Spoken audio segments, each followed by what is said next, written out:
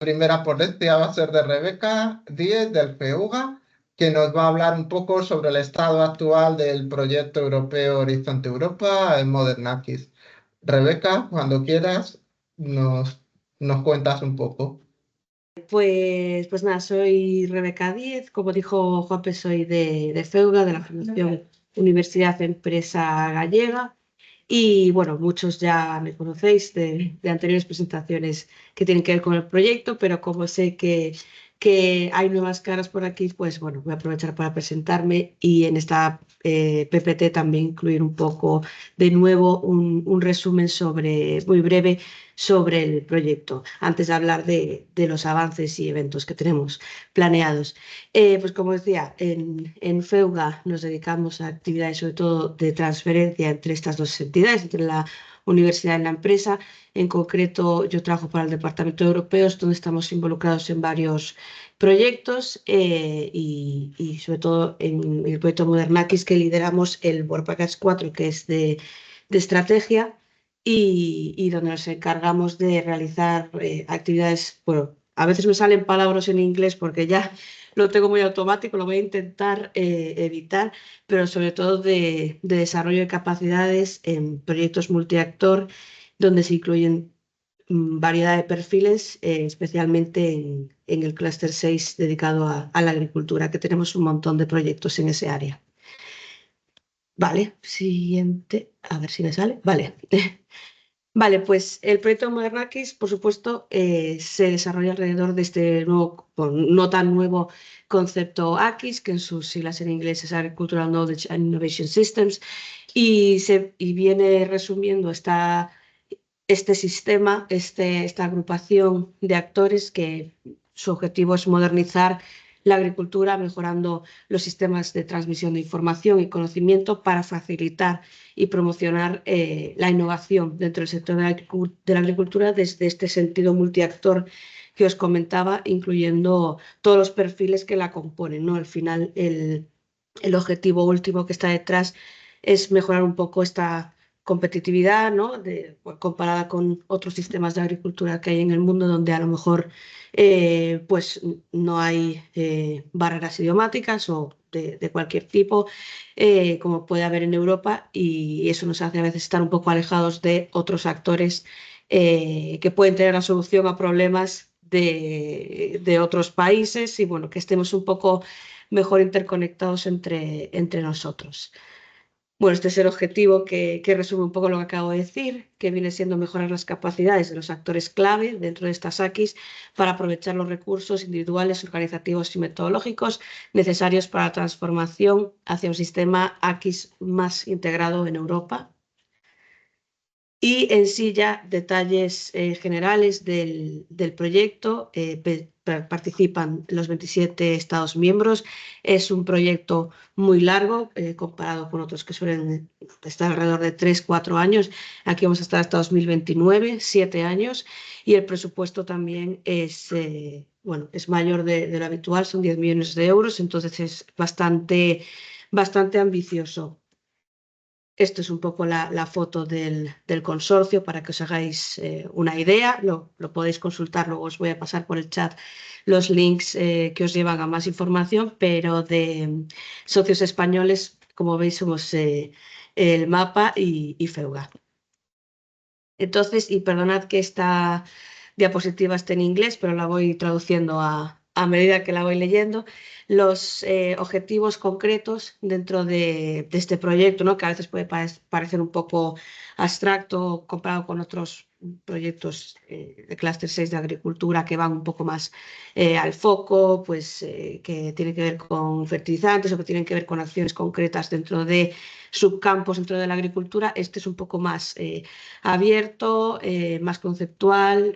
Bueno, entonces a veces cuesta un poco apuntar y estos son objetivos que nos ayudan a ver un poquito esta intención. El primero es establecer una network de AKIs europeas con más de 1000 miembros. Esto ya lo hemos superado hace unos meses. El socio de comunicación nos decía que ya somos más de 1100 o 1200, ya no me acuerdo, ya no sé, habrá que actualizar esta cifra, pero bueno, siempre animamos a los nuevos que venís aquí a la reunión de la COP nacional y en general en cualquier evento que estamos por aquí, por Europa en adelante, a que se unan a esta network que, como os digo, os paso el enlace ahora por el chat. Luego una plataforma digital de AXConnect, que esto se hace en conexión con otros proyectos que tienen una temática similar, también para agrupar los recursos que vamos a diseminar en este punto. Más de 80 herramientas y metodologías diseñadas para todo tipo de actores involucrados en las AQIS para conseguir esta promoción de fortalecimiento de las AQIS, y la herramienta benchmarking que está ahora mismo en progreso, que esta sí que es un poco más para ayudar a lo que llamamos los coordination bodies, los que están más en el lado de... Bueno, ahora no me sale el nombre en español, pero bueno, para ayudar un poco más a nivel institucional a poder medir, ¿no?, este progreso. Primero hay que saber definirlo para poder ver si esto está creciendo, se está uniendo verdaderamente de una forma más sólida como pretendemos, etcétera. Y esa es la intención de este objetivo. Y luego, por último, tenemos los National and International Committees of Practice, perdón.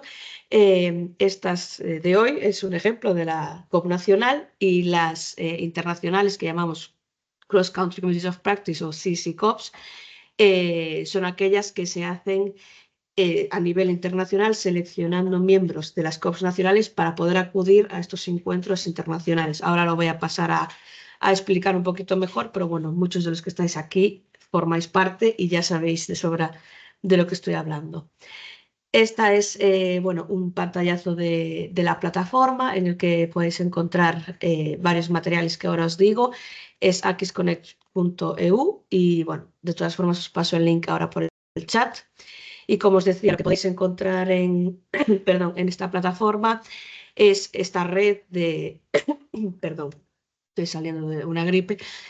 Una red de agentes AQIS, prácticas AQIS que se hacen en otros países, porque bueno, en Europa hay pues, una diferencia entre diferentes países de los niveles de madurez que tienen de este sistema. Algunos los tienen súper sólido, otros están empezando, y bueno, es una recopilación de estas prácticas para ver cómo lo hacen en otros sitios y poder aplicar.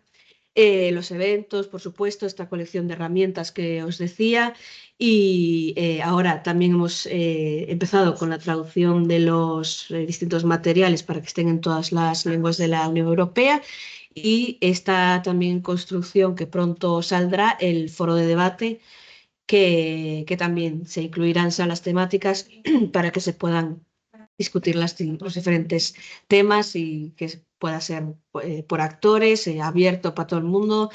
Dependiendo de la sala se puede hablar de unas cosas u otras. Ya os avisaremos, por supuesto, cuando esté esto terminado.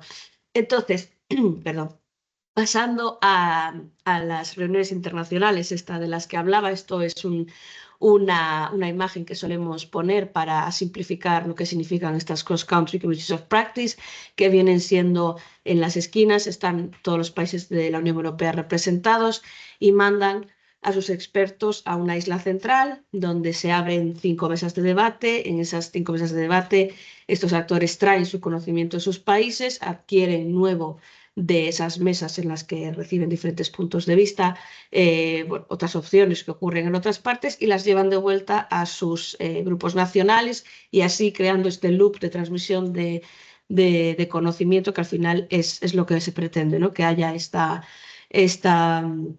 feedback. Perdón.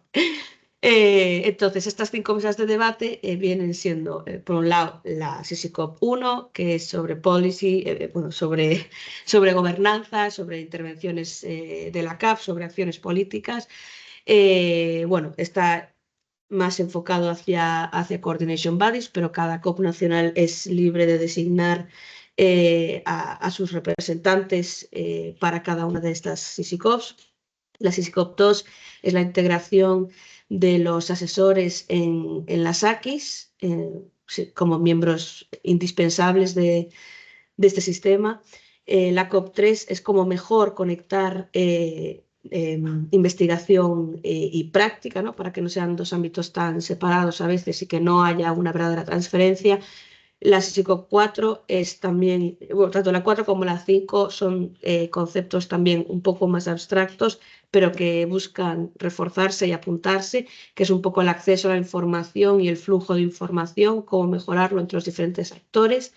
Y luego en la SISICOP 5 es el Lifelong Learning Education, que es la educación de forma continua, ¿no? Progresiva y evolucionando, añadiendo nuevo conocimiento. Entonces, estos son los 5 campos temáticos en los que se desarrollan las diferentes reuniones que estas SISICOPs van a tener a lo largo de estos años, hasta 2029. Son normalmente 2 reuniones anuales, o bien todas online, o bien una en persona y otra online. Y como decía, cada COP nacional escoge a sus representantes, basando un poco sus perfiles y en el interés que puedan tener en participar en estas reuniones, para que, bueno, de una forma continua asistan y así podamos también medir este loop de intercambio de conocimiento, cómo crece, ¿no? Cómo estas personas traen nuevo conocimiento de sus países y adquieren nuevo, y así van completando el ciclo. Vale, entonces este fue un resumen súper rápido de lo que es el proyecto y sobre todo estas SISICOPs que pertenecen al Work Package 4 que lideramos desde FEUGA. Cualquier duda, al final tengo mi contacto porque seguramente me tengan que ir un poquito antes de que termine esta reunión, pero vamos, que estoy a vuestra disposición, sobre todo para aquellos que no hayáis acudido antes a la COP nacional, si tenéis cualquier duda. Vale, entonces, en resumen de estos últimos meses, la última vez que nos vimos fue en La Vega Innova, que creo que fue en octubre del año pasado. Entonces, bueno, sí que ha habido algunas novedades. Seguimos en formación para las COP nacionales. Siempre ponen a España bueno, y a otros países, pero sobre todo España nos ponen de ejemplo de que hemos sido muy eficientes a la hora de montar la COP, de que hay una verdadera variedad de actores. Bueno, en el proyecto, en los eventos, siempre se destaca eso, pero hay algunos países que aún siguen bueno, buscando actores, bueno, diferentes problemáticas, bueno, varias, y que aún no tienen su COP montada. Entonces, se está evolucionando, se está llegando ahí al 100% de grupos formados, pero aún se está en ello. Luego, lo mismo con las SISICOPs, porque dependemos de que el país haya montado su COP nacional. Entonces, a medida que vamos teniendo más COP nacionales, vamos teniendo más grupos SISICOP formados con sus representantes. Hay unos nuevos módulos. En La Vega Innova os enseñé los 3 primeros, que hablaban un poco sobre temas muy fundamentales, sobre cómo identificar a los actores AQUIS, que es sobre todo el tema del system thinking, del pensamiento sistémico, cómo diagnosticarlo y cómo encontrar, bueno, barreras y soluciones. Es como un primer paso sobre familiarizarse con este término, porque obviamente, aunque como digo no es nuevo, está pues algo abstracto que no se entiende así de primeras. Y bueno, estos módulos están siendo generados por otro grupo de trabajo, por el Work Package 3, y van a salir ahora en breves estos nuevos módulos que continúan esta, por así decirlo, formación en las AQUIS, y os las compartiremos en cuanto estén. Luego se sigue con la recolección de estas buenas prácticas que os comentaba al principio, sobre todo por el Work Package 1, y se va actualizando en la plataforma. Se analizan y comparan estas diferentes prácticas y las intervenciones a nivel de la CAP que cada país aplica. Y luego la plataforma Aquis Connect, que eso sí que ya estaba de antes, pero bueno, como es es algo vivo en el que se van añadiendo cada poco cosas nuevas, pues sí que os recomiendo que echéis un ojo para ver las novedades que tenemos. Bueno, y esto, que de nuevo, perdonad que esté en inglés, es para actualizaros un poco estas CCCOPs, los grupos que se van formando.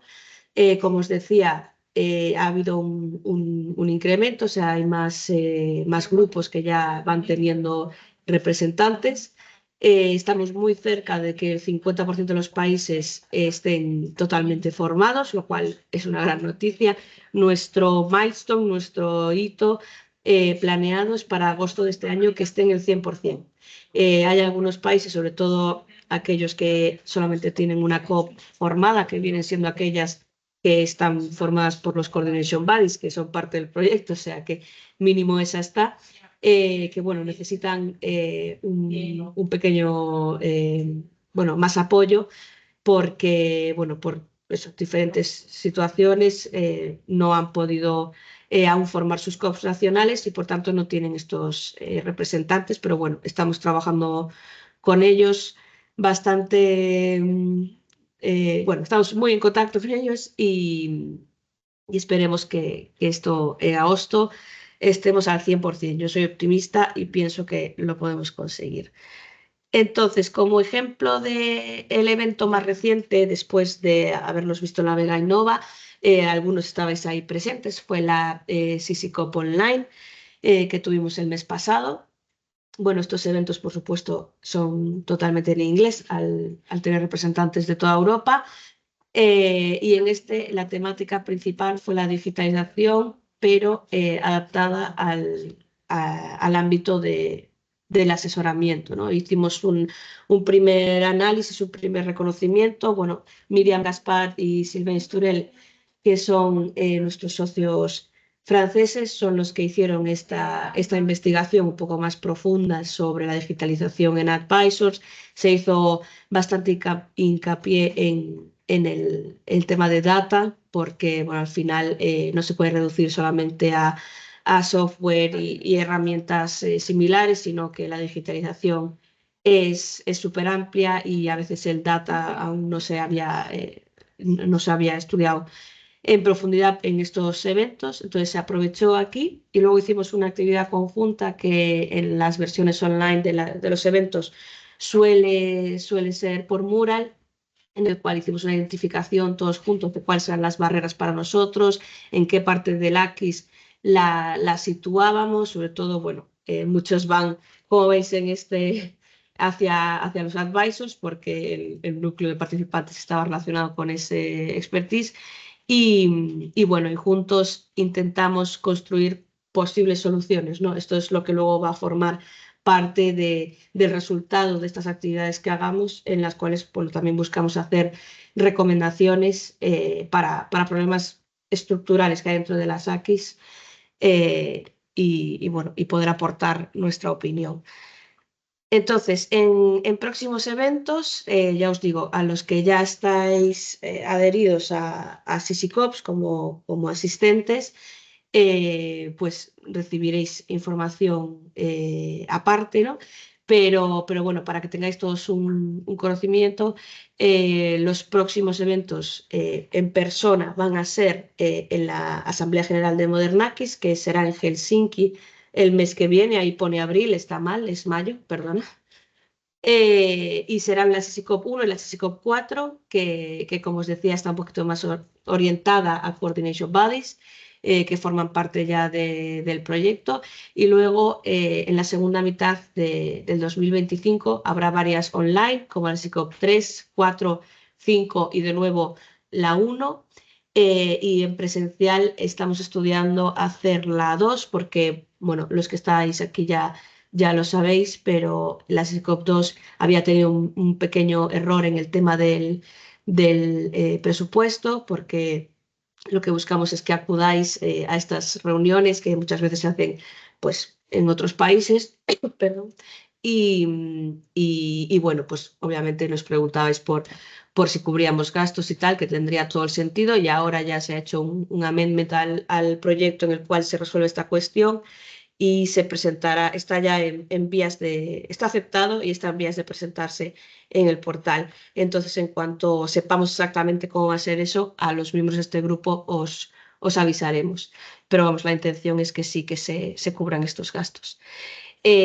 Como os digo, os mantendremos informados de los próximos eventos y sobre todo a los de la COP5, que es la única CICICOP que aún no ha tenido eventos y que pido disculpas porque, bueno, estamos aún construyendo cómo queremos que sean esa serie de eventos a lo largo de los años, pues os mandaremos en breve esta información y en la segunda mitad de 2025 podéis contar con este primer evento.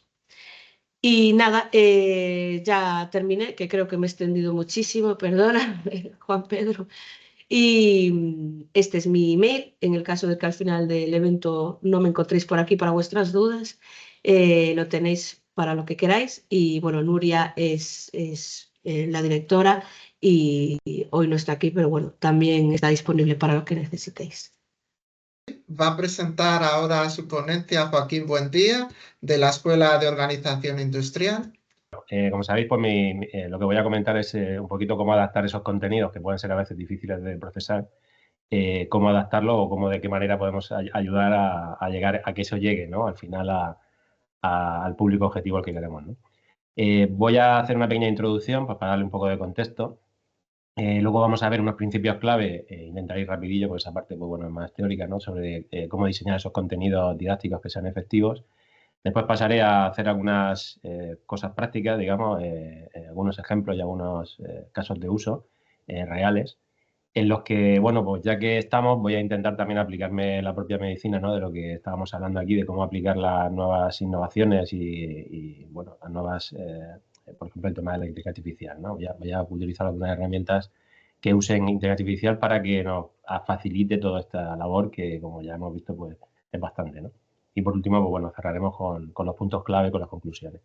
Lo mismo que os voy a contar aquí en la presentación lo he intentado, por supuesto, porque es lo que hago normalmente en la misma presentación esta, con lo cual, bueno, voy a intentar que todo tenga coherencia, ¿no? En ese sentido.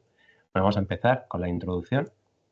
Y bueno, dentro de los objetivos de Modernakis, ¿no? Pues bueno, creo que el diseño de contenidos que estén enfocados a que sean efectivos, creo que contribuye bastante a los objetivos que, bueno, que ya hemos visto antes y que Rebeca nos ha contado de Modernakis y que, bueno, que todos pues esperamos que sean, bueno, pues lo mejores posibles, ¿no?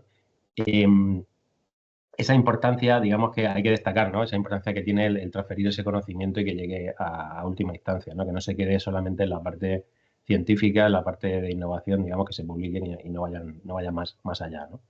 Y para que también, pues, como ya sabéis, esto es un poco unificar, o sea, unir un poco, alinear con los objetivos mismos del propio proyecto, ¿no?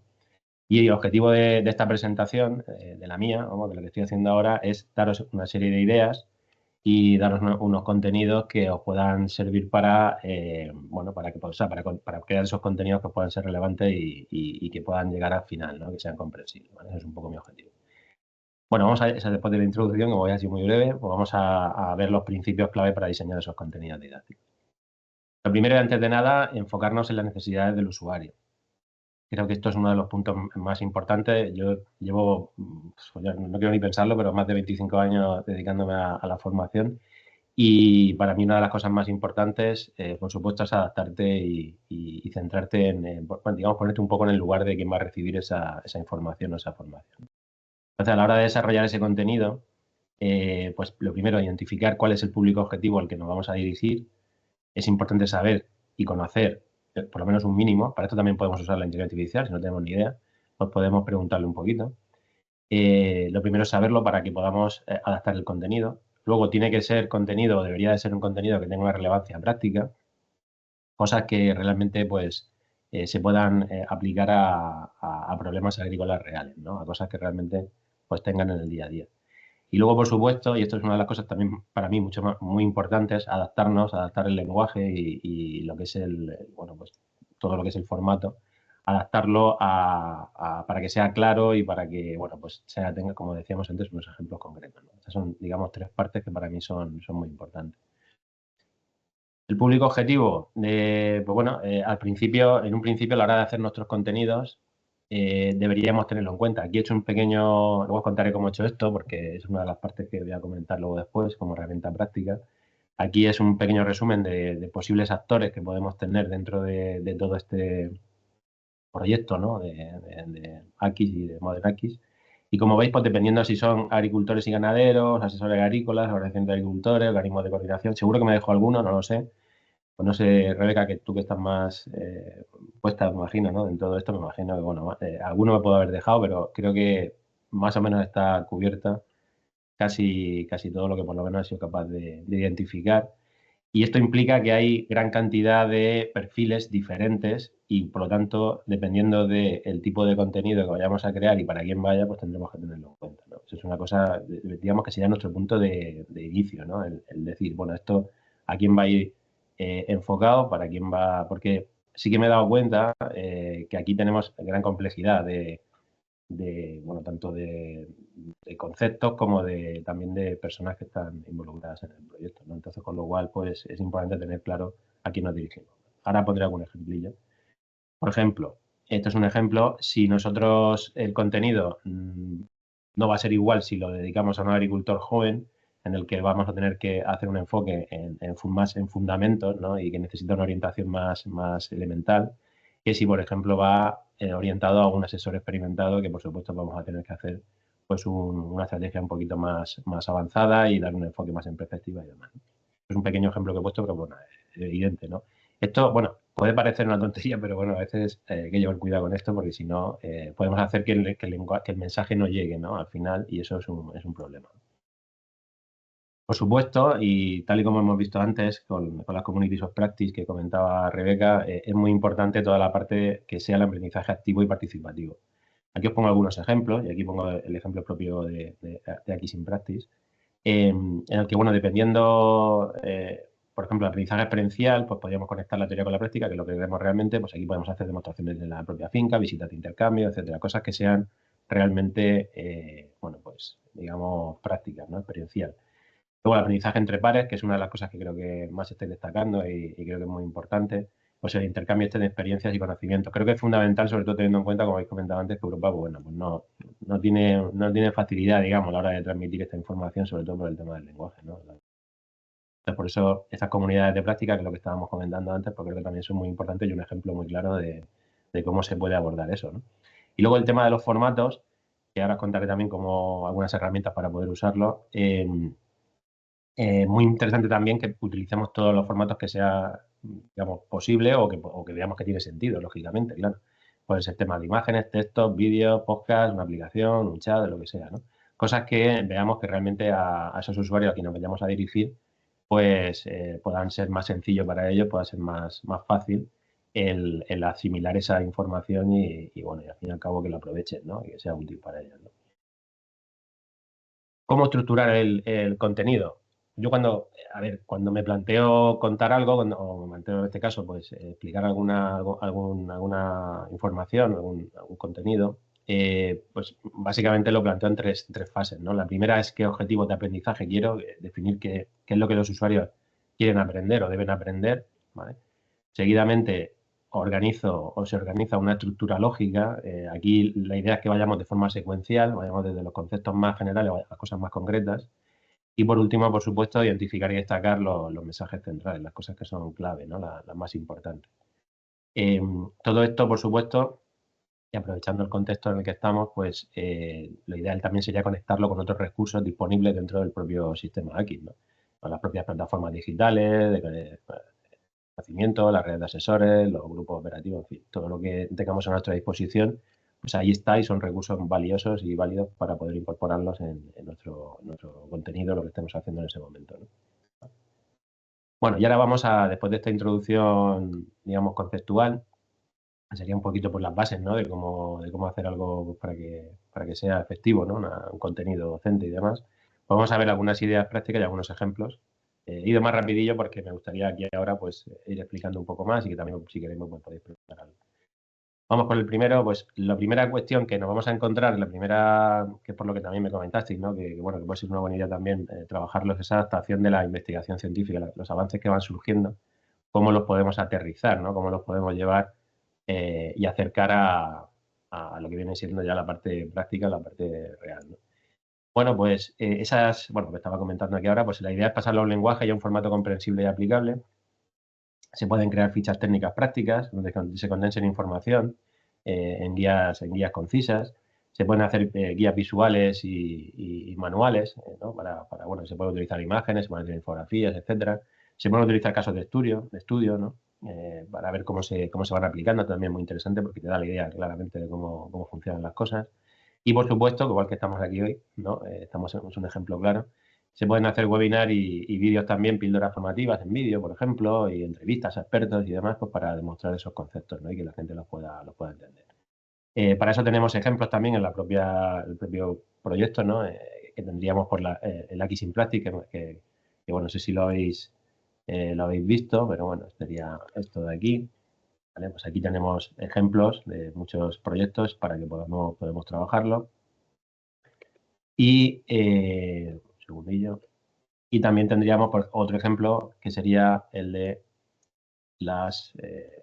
por ejemplo, de toda esta parte de webinars no sé si aquí esto que estamos hablando ahora aparecerá o en algún sitio parecido, pero me imagino que será algo similar. Y nada, pues estos son ejemplos interesantes que tenemos, bueno, pues para que veamos cómo podemos inspirarnos y cómo podemos hacerlo en diferentes formatos. ¿Vale?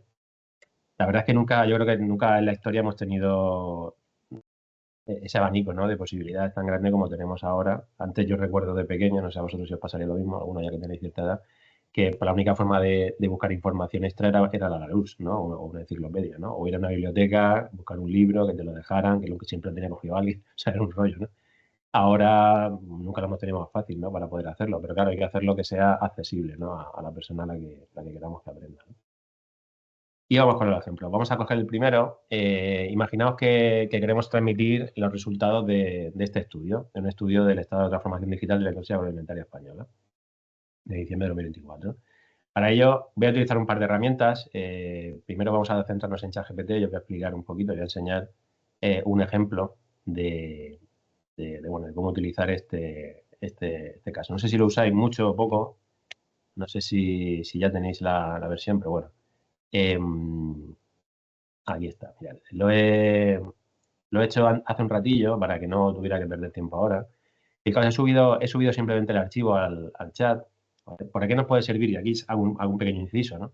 La IA realmente no es inteligente, ¿vale? La IA es un procesador de información, el que tiene muchísimos datos, nosotros le podemos meter otro y a partir de ahí lo modulamos y nos da respuestas, ¿vale? Por eso no nos da a veces respuestas que son válidas, ¿sabéis? Lo de las alucinaciones y demás, ¿no? Entonces, eso no quita que no sea una herramienta súper útil para ahorrarnos tiempo y para digerir, sobre todo cuando tenemos gran cantidad de información. Entonces, en este caso, yo lo que he hecho ha sido subir el archivo del PDF de ese informe. Le he dicho que simplemente que me haga un breve resumen de este documento y él pues me lo ha resumido, ¿vale? Me ha puesto aquí los principales hallazgos, digitalización desigual, tecnologías clave, el uso de la IA. Me ha parecido interesante que el 53%, que es bastante. En general en las pymes, el último estudio que yo he visto era por un 14%, era muy poquito. O sea, con lo cual aquí me parece incluso destacable que sea un reporte tan grande. La trazabilidad de los datos, la robotización, la formación y transparencia. Y te da una conclusión. Esto ya nos ayuda a nosotros mismos para entender un poco de qué va, cómo coger los puntos más importantes, los puntos clave, y por supuesto nos permite que a partir de aquí podamos trabajar esta información y podamos aplicarla a otras cosas. Yo eso es lo que he hecho aquí como un ejemplo, ¿vale? Es un ejemplo simplemente para que veáis. Aquí le he dicho que me hiciera una tabla, ¿vale? Que resuma los puntos principales y me ha hecho una tabla. Esta tabla me podría servir pues, para llevármela a cualquier otro sitio o poder trabajarla a partir de ahí. ¿Vale? Como veis. Y bueno, aquí tiene la tabla, y ahora fijaos, dice, quiero crear una guía para empresas del sector y necesito un diseño. ¿Veis? Aquí, en la clave, cuando nosotros le preguntamos a herramientas como esta, de este tipo, ya os he comentado antes que esto al final es información. Es como si tuviéramos una especie bueno, pues como si dijéramos todos los libros comprimidos, ¿no? O toda la información en texto comprimida. Nosotros, para estimular y para hacer que eso responda a cosas correctas, necesitamos darle también unas indicaciones, ¿no? Unos indicadores que sean los correctos también. Entonces, en este caso, fijaos que le estoy diciendo para empresas del sector. Cualquiera de los elementos que hemos dicho antes lo podría indicar también y él va a adaptar, incluso se lo puedo decir específicamente, ¿no? Decir, oye, mira, adáptame el lenguaje, adáptame pues todo el contenido para que llegue mejor a este público objetivo, ¿no? Por ejemplo, como decíamos antes, un agricultor joven o cualquier otro tipo de perfil, ¿no? Esa es una de las cosas mejores que tiene esto y que, por supuesto, no quiere decir que no lo haga de primera bien, pero nos va a acercar bastante al resultado que queremos, ¿no?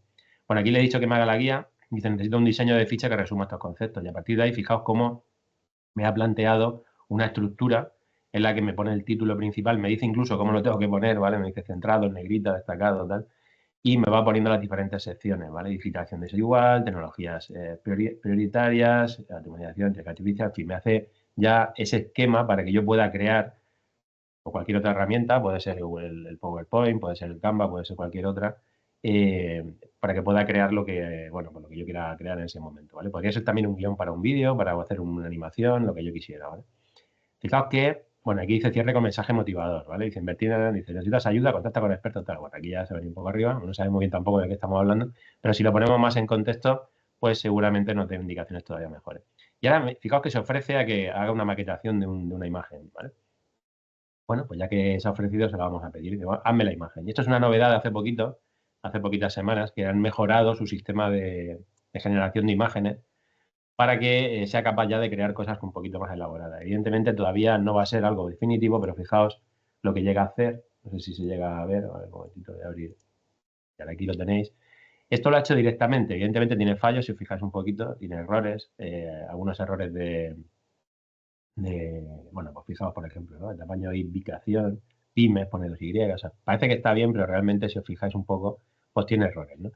No es relevante esto en el punto en el que estamos, no creo que tarde mucho, probablemente sea cuestión de meses, no creo que sea más de un año en el que esto ya lo haga sin errores, pero la cuestión es que nos puede servir de base para que a partir de ahí nosotros podamos crear uno y luego plantearnos como un prototipo, digamos, para ver si luego a partir de ahí lo podemos desarrollar o no, ¿vale? Pero fijaos que nos ha hecho hasta los dibujitos y todo, que, bueno, se va a llevar el premio al mejor diseño, pero nos permite ya empezar a trabajar con ello, ¿no?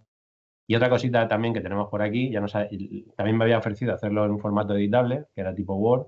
Pues bueno, yo le he dicho que sí, que me lo hiciera en tipo Word, y entonces aquí lo hace no con tanto diseño, pero sí que nos lo deja. Mirad, voy a ver, aquí está. Este es el archivo de Word que me ha generado hace un momento, exactamente igual que la infografía, con la misma información. Aquí ya sí que lo hace bien, ya no tiene, como os dais cuenta, ya no tiene problemas de fallos a la hora de escribir y demás, y ya tendríamos una base. Bueno, esto no lo he hecho en directo por no perder más tiempo, pero realmente es que no hubiéramos tardado mucho más, ¿vale? Porque prácticamente lo va haciendo en tiempo real y estamos hablando de que algo que te podría llevar, yo no sé cómo a vosotros, pero vamos, yo creo que a mí me llevaría un tiempo, me llevaría, yo qué sé, una hora, no sé, a hacer pensar estas cosas y sacarle conclusiones. Hombre, yo te recomiendo leer el libro original, o sea, leer la documentación original, lógicamente, no estoy hablando de que esto lo hagamos así a ciegas. Pero todo ese trabajo de analizar, de pensar qué es lo más importante, lo menos, lo de redactarlo, todo eso nos puede ayudar a cortar esos tiempos muchísimo. Por supuesto, siempre los responsables del resultado van a ser nosotros y, por supuesto, no, que nos interesa revisarlo y que todo esto esté bien, ¿vale? Bueno, aquí ya no he hecho, no he seguido, pero le podría seguir pidiendo, me podía hacer gráficas, me podía analizar datos también, le podría subir un archivo para que me analizara datos. O sea, podríamos hacer bastantes cosas. E incluso tenemos también una característica nueva que se llaman proyectos, ¿vale? En los que cuando abrimos un proyecto, vamos a poner aquí, vamos a ponerlo aquí, cuando abrimos un proyecto podemos añadir archivos, todos los archivos que queramos, bueno, no sería un límite, pero es bastante alto, en los que si, por ejemplo, tenemos 4, 5 o 10 o 20 PDFs, los podemos subir, darle unas instrucciones para que se comporte a partir de ese momento de una determinada manera y ya todas las conversaciones que tengamos aquí dentro de este proyecto ya tienen en cuenta esos archivos, o sea, es como si los tuviéramos ahí en la bibliografía, ¿no? Directamente encima de la mesa, y a partir de ahí todas las preguntas que le vayamos haciendo, de cualquier cosa, pues nos las va a resolver. De todas formas, ahora voy a comentar otra herramienta que es todavía más potente en este sentido, ¿vale? Para la hora de preparar esos contenidos y de trabajar con ellos. Ver a la IA, yo mi consejo es que veáis a la IA como... A la IA no, que la IA no existe. O sea, ese concepto que a mí me choca un poco decirlo, ¿vale? No existe la IA como concepto, sí, como disciplina y tal, pero no existe una IA. O sea, son programas informáticos que cada uno hace unas cosas. Entonces, pues realmente ChatGPT no es lo mismo que Gemini o que cualquier otra aplicación, ¿vale? Entonces, cada una tiene sus características y no es una IA como tal, porque nos deja una sensación un poco como en las películas, ¿no? De que hay un ente ahí, ¿no? Y eso no funciona así. Realmente son programas y, bueno, y es igual que otro programa que hemos utilizado hasta ahora. Lo que pasa es que, bueno, sorprende mucho la capacidad que tiene de responder con cosas coherentes, ¿no? Pero realmente no, ya os digo que tampoco hay nada ahí debajo, es totalmente hueco, ¿vale? Pero bueno, es una herramienta potente y eso no nos lo quita nadie. Bueno, vamos a seguir. Aquí ya os he puesto un ejemplo de algo sencillo. Bueno, aquí en este caso podríamos coger más archivos. De hecho, tengo algunos PDFs más que hablan del tema, los podríamos incorporar todos. y podríamos preguntarle de cualquier temática y eso nos puede servir como si tuviéramos un asistente. Por eso decía que la IA la tenemos que utilizar, estos sistemas de IA, como si fueran, bueno, pues ayudantes que nos echan un cable cuando tenemos que trabajar sobre esa información y tal. Vamos a ver ahora un ejemplo sobre un caso concreto de un artículo científico que, por supuesto, yo no tengo mucha idea porque no es mi campo, no es mi área, pero bueno, lo he buscado. Y bueno, y es sobre algo relacionado con las zanahorias y demás. Ahora veremos, ¿no? Puede ser incluso para que me entere también de qué va, ¿no? Entonces, ¿cómo lo voy a trabajar? Pues mira, voy a utilizar una herramienta que se llama Notebook LM. ¿La utilizáis alguno de los que estáis aquí? ¿La habéis utilizado alguna vez? ¿Os suena? Me ponéis que no, casi todo. Bueno, Catherine sí. Vale, pues ahora lo cuento. ¿Qué cosas se pueden hacer con esta herramienta? Lo voy a enseñar. Vale, Raúl, estupendo. Les voy a enseñar, bueno, voy a explicar un poco cómo funciona y básicamente nos puede servir para hacer resúmenes, para ensayos, guías, cuestionarios. Nos puede permitir para cosas parecidas con lo que hemos estado viendo antes, nos puede ayudar también a crear esos cuestionarios también, esas guías y demás. Puede responder a preguntas específicas, le podemos preguntar algo que esté recogido dentro de su conocimiento y nos lo va a dar. Del conocimiento no solo le demos, cuidado, no estoy hablando del que ya tiene, sino de que nosotros le podemos incorporar algo nuevo, ¿no? Va a poder hacer las citas en los documentos que le hayamos cargado en un formato académico que necesitemos, ¿vale? Que realmente no, que esto sabes que también es importante a la hora de publicar información. Nos puede ayudar a crear y a trabajar con diagramas y mapas mentales, ¿vale? Para visualizar esos conceptos clave. Nos va a ayudar, y esto lo hemos comentado antes, cómo traducir y adaptar culturalmente ese contenido, ¿vale? Porque evidentemente ese contenido puede surgir de un idioma o dentro de un país o de una zona de un país y lo tenemos que trasladar a otro, ¿no? Y eso pues probablemente, bueno, pues es un reto y probablemente con esto pues, se nos hace mucho más probablemente no seguro, va a ser más fácil. Diseño de experiencias de aprendizaje, por ejemplo, podemos hacer según a quién vaya orientada, por ejemplo, ese contenido formativo o ese programa formativo, podemos decirle que nos lo adapte específicamente a ese grupo o a ese tipo de personas. Incluso hasta podríamos llegar a identificar cuáles son sus necesidades específicas y decirle que nos lo haga esa formación específica, vamos, concreta para ellos, como un guante, ¿no?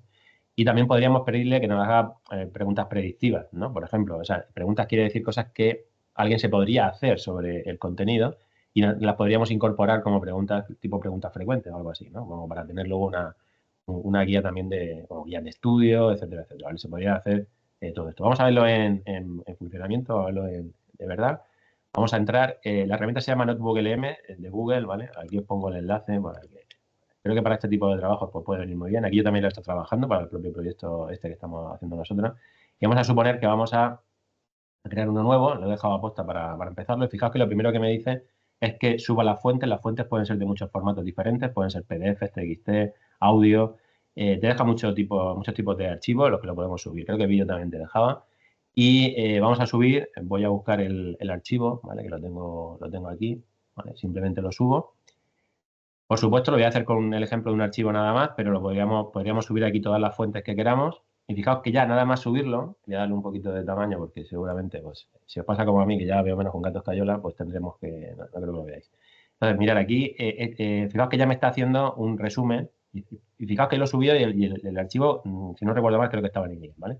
Eso le da igual el idioma en el que esté. Él te va a pasar y te lo va a explicar en tu idioma sin ningún problema. Estas son las formativas de la Universidad de Warwick y dice, creadas por el consorcio más protestal y catalogan diversas tecnologías metodología inteligente, gestión integrada de plagas, cultivo de zanahoria al aire libre en Europa. ¿Veis? Aquí te viene todo esto. Fijaos que ya me deja guardar esto como una nota. Las notas son información que nosotros podemos tener aquí a mano para poder luego ir directamente hacia ella, ¿no? Le puedo pedir un resumen de audio. El resumen de audio, antes se llamaba como una especie de podcast, pero un resumen de audio es unas personas que se ponen a conversar explicando de qué va ese archivo. Es muy interesante. Le puedo dar para que se vaya generando y ahora veis, por lo menos para que podáis oírlo. No sé si cuando he compartido le he puesto lo de que se oiga, ¿vale? Pero bueno. Y podemos hacer un mapa conceptual. Por ejemplo, si le doy a hacer un mapa conceptual, fijaos qué interesante que yo ahora, cuando le doy, mirad, al mapa conceptual, tengo ya la información que de dentro de lo que es el documento, ya la tengo organizada en un mapa. Entonces tengo organizado entre monitoreo, diagnóstico y detección, soporte para la decisión y aplicación. Imaginaos que me interesa la parte de diagnóstico y detección. Le damos aquí y me lo amplía un poquito más, ¿vale? Aquí me dice esto de aquí, lo del ADN y demás, técnicas móviles y otro. Imaginaos que esto me interesa también, pues puedo introducir más. Y si hay algo que quiero tener información ya clara sobre eso, porque digo, mira, eso me interesa, todo estos servicios de análisis de ADN, por ejemplo, de suelo y patógeno, Le podemos pinchar aquí y le mandamos la información de que nos dé de que nos amplíe todos esos datos de ese término en concreto, ¿vale? Esto es lo que no lo hayáis usado, imagino que estaréis sorprendidos por la facilidad, ¿no?, que tenemos para movernos por la información, ¿no? A partir de aquí, fijaos que nos está dando, dice, la fuente proporciona información sobre servicios de análisis de ADN, sobre el patógeno, dentro de un contexto más amplio, en cuanto, ¿veis? Y os pone la referencia, incluso de dónde lo ha cogido, ¿vale? Con lo cual aquí nos podríamos, incluso hasta la podríamos pedir dónde está el texto y tal.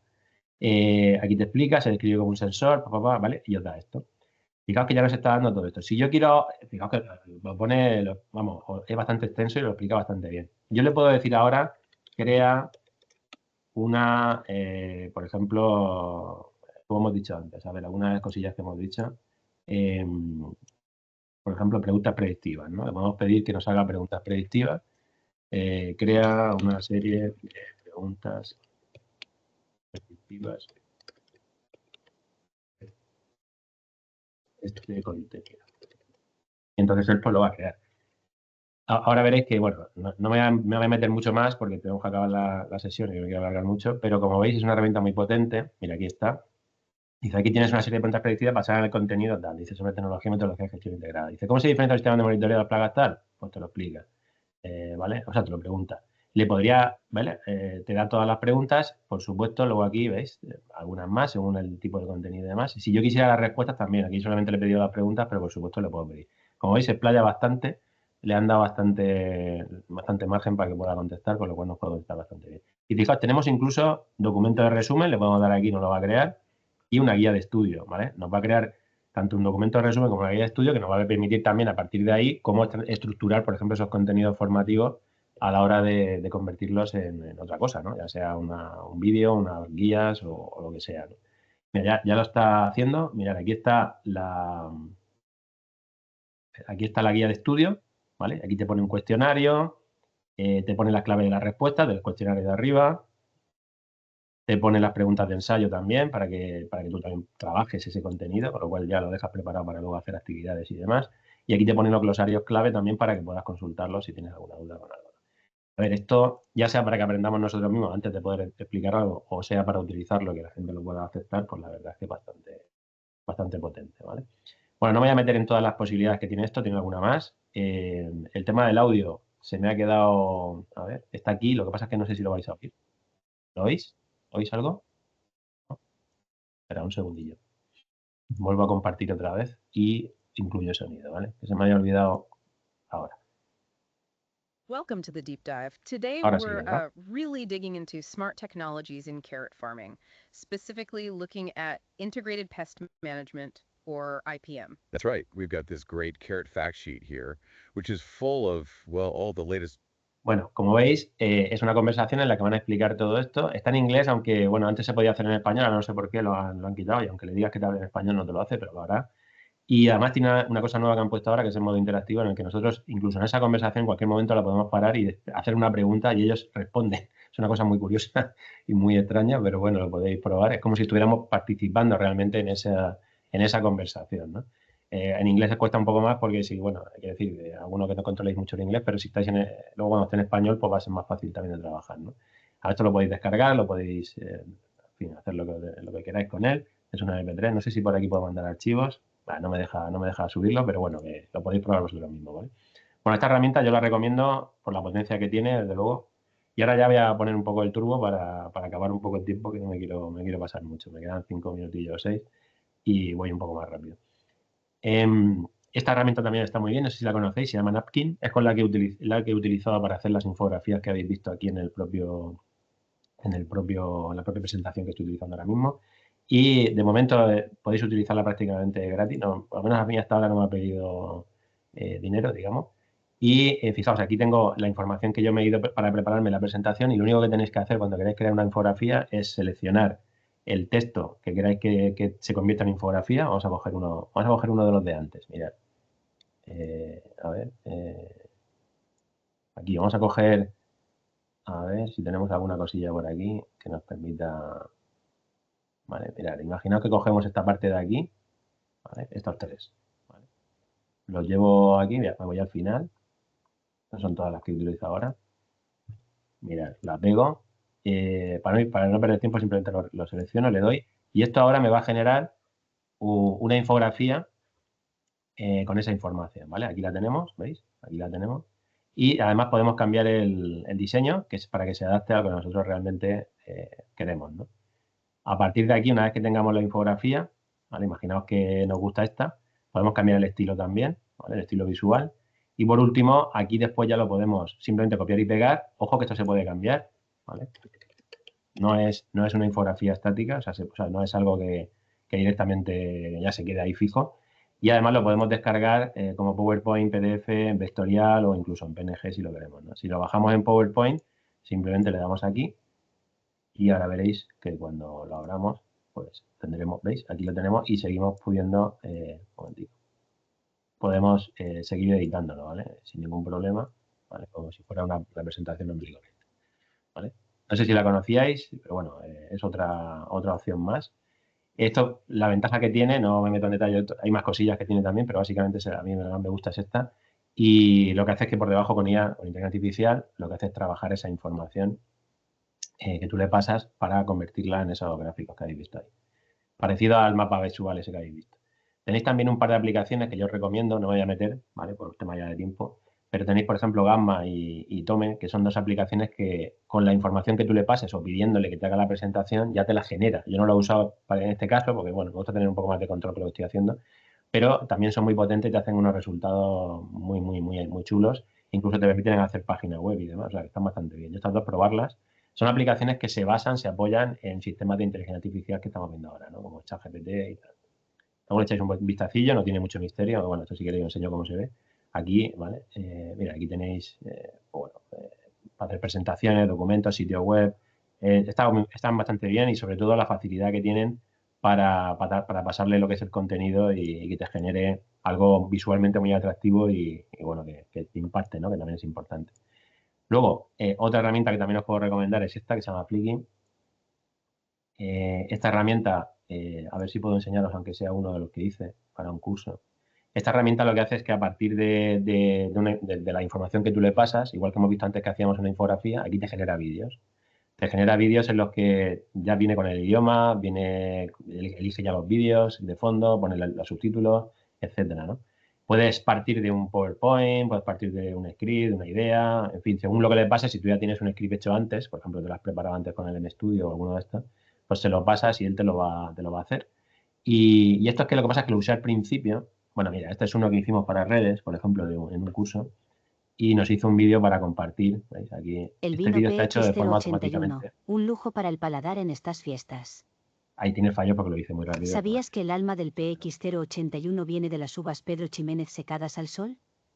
Este proceso único concentra los azúcares para crear un vino dulce y... Bueno, creo que entendéis que yo esto aquí lo único que le dije es que me hiciera un vídeo para este tipo de vino, ya está. O sea, no hice nada más.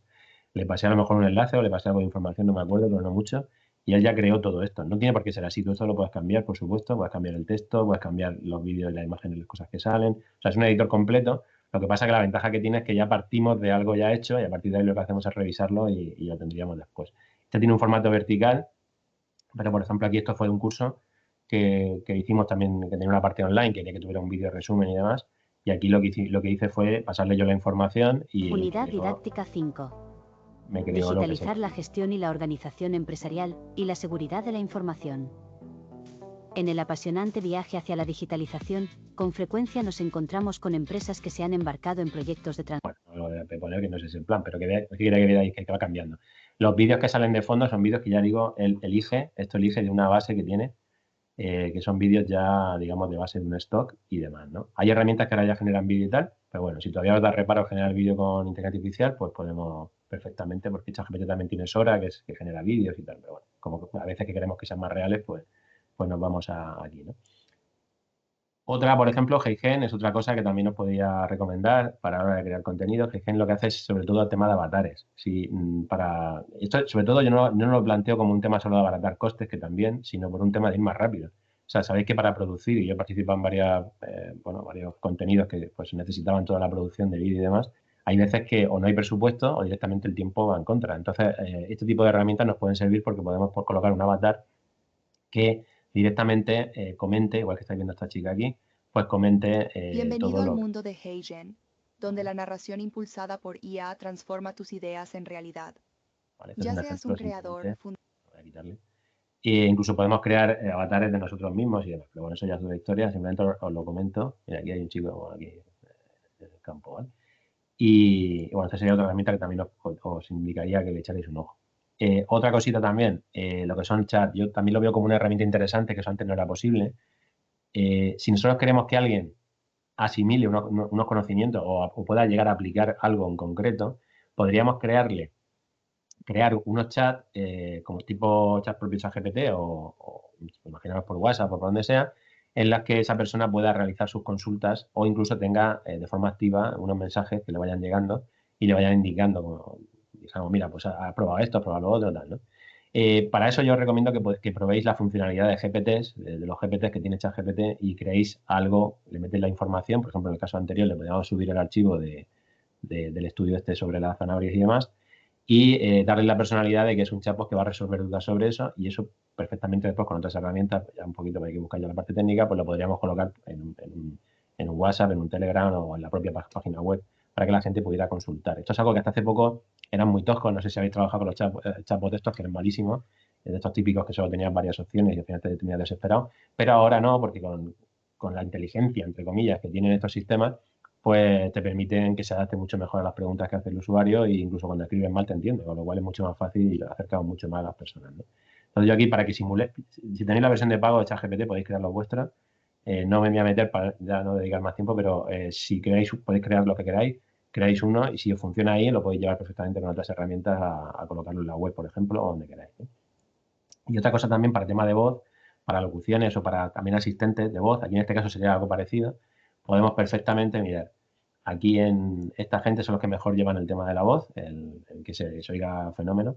Y aquí tienen unos, puedes crear agentes, vale, muy rápido, pero este por ejemplo es un agente de soporte en el que le puedes decir el idioma principal, le puedes decir idiomas adicionales para que también conteste en ese idioma. Y a partir de ahí le damos una personalidad, le decimos cómo queremos que se comporte, igual que lo de antes que se comentó. Le podemos pasar información también, ¿vale? Por aquí, una base de conocimiento. Entonces, si nosotros le ponemos aquí toda la información esa científica que decíamos, le damos unas instrucciones claras y esto lo conectamos con un asistente que puedas hablar, simplemente le das un botón y a través de la web o con el móvil puedas hablar con alguien, incluso un teléfono, un número de teléfono, pues esto puede funcionar. Mira, le vamos a dar.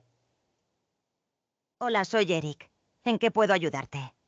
Nada, mira, es que tengo un problema, me ha llegado el producto y resulta que le falta una parte. Lo siento mucho. Entiendo que esto es frustrante. Para poder ayudarte mejor, necesito un poco más de información. No, ¿Podrías mira, ¿sabes qué decirme pasa? qué producto? Quiero devolverlo, no me líes. No, yo quiero devolverlo y ya está. Entiendo que quieres devolver el producto. Para procesar la devolución necesito saber qué... Bueno, como veis, evidentemente, dependiendo de las instrucciones que le hayamos puesto, pues va a servir para resolver dudas o guiarnos o darnos instrucciones, yo qué sé. Hay una empresa hace poquito que estuve viendo con ellos, para sus propios técnicos de mantenimiento, hacen instalaciones con equipos de refrigeración y de calefacción y demás, pues estaban poniendo un chatbot que luego se podía convertir en voz perfectamente para que ellos puedan consultar cosas técnicas, ¿no? de sus propios equipos, de las instalaciones y demás, ¿no? Eso perfectamente se podría aplicar a cualquier otra área, como por ejemplo la que estamos viendo aquí. Bueno, ya vamos a ir. Por ejemplo, el uso de plataformas online como la de XConnect o esta que también vamos a ver después, ¿no? Ese ejemplo muy claro de que las plataformas online vienen muy bien también para distribuir información y lo hacen mucho más accesible porque todos tenemos conexión a Internet, ¿no? Y, vale. Y por supuesto la evaluación continua. Esto ya estoy acabando. Toda la información, todo esto que pongamos no lo podemos dejar ahí y ya está. Deberíamos de medirlo, deberíamos de recopilar información de retroalimentación, de feedback para ver realmente cómo está funcionando, si la gente le está llegando, no le está llegando y qué dificultades está encontrando. Por eso también es muy bueno tener sistemas, flujos de trabajo que sean ágiles para luego, cuando detectamos esos problemas, que a lo mejor hay algún tipo de contenido que no está llegando como debe, podamos volver otra vez a hacer otra vez el ciclo y mejorar ese contenido de una forma sencilla. Si ya hemos hecho una producción de Hollywood, por así decirlo, ¿no? Una película súper acabada, es muy complicado volver otra vez a modificarla, ¿no? Sin embargo, si tenemos sistemas que pueden ser, de nuevo, le podemos introducir unos inputs y nos saquen unos resultados diferentes, pues va a ser mucho más cómodo y va a ser mucho mejor, ¿vale? Y conclusiones, ya acabando, El diseño de contenidos didácticos, por supuesto, yo creo, y por eso creo que estoy aquí, contribuye al objetivo del Modern Aki, ¿no? De mejorar el flujo de conocimiento y desarrollar que los Aki sean mejor, funcionen mejor. Hay que enfocarse en las necesidades del usuario, identificarlo y que los contenidos y las cosas que hagamos sean de relevancia práctica, claras y de un lenguaje accesible. Las metodologías de aprendizaje activo y participativo, por supuesto, son importantísimas. Que el aprendizaje sea experiencial, que se pueda utilizar el aprendizaje entre pares y el uso de múltiples formatos. Por supuesto, adaptar toda esa investigación científica, coger los resultados, que ya habéis visto con esas herramientas que os he explicado antes, que os he enseñado, se puede hacer mucho más llevadero. Si os gusta y os apetece, por supuesto, leerlo y hacer lo que queráis, pero el utilizar esa herramienta hace que vayamos más rápido, ¿no? Y, por supuesto, lo último, que lo que acabo de comentar ahora, pues toda esa parte de evaluación y de mejora continua, yo creo que es fundamental porque es muy difícil que aceptemos de primero, ¿no? Como cuando arranca una empresa, una startup o alguien que está empezando, lo normal es que tenga que modificar muchas de las cosas que pensaba al principio porque luego se va dando cuenta con el paso del tiempo de lo que funciona. Y nada más. Muchísimas gracias por vuestra atención. Me he pasado unos minutillos y disculpad. Y nada, espero que os haya parecido interesante y cualquier cosa me tenéis a vuestra disposición. Bueno, ahí tenéis mi contacto de LinkedIn o me buscáis. Y nada, para lo que queráis, pues ahí estoy.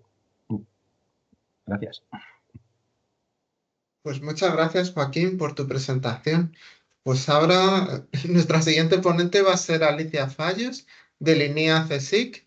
Me presento, soy Alicia Fallos, trabajo en Linea, en la vicedirección técnica. Digamos que Linea tiene dos grandes vicedirecciones, la de investigación y la técnica, donde damos otro tipo de apoyo, como servicios científico-técnicos, innovación, relaciones internacionales, etc. Entonces, bueno, pues voy a introduciros un poco lo que es el instituto, para los que no lo conozcáis, y luego algunos ejemplos de este enfoque práctico en actividades de I+D que nos pedía Juan Pedro para esta reunión. Primero deciros que, bueno, el INIA comenzó en 1971 como parte del Ministerio de Agricultura, como un organismo de investigación agraria y forestal, como sigue en la actualidad. Hubo un momento en que tuvo un rol también de financiador, como podéis conocer algunos de vosotros, en proyectos precisamente del sector agroalimentario y forestal. Después cesó este rol y se centró ya solamente en lo que es la investigación y otras actividades, como os decía.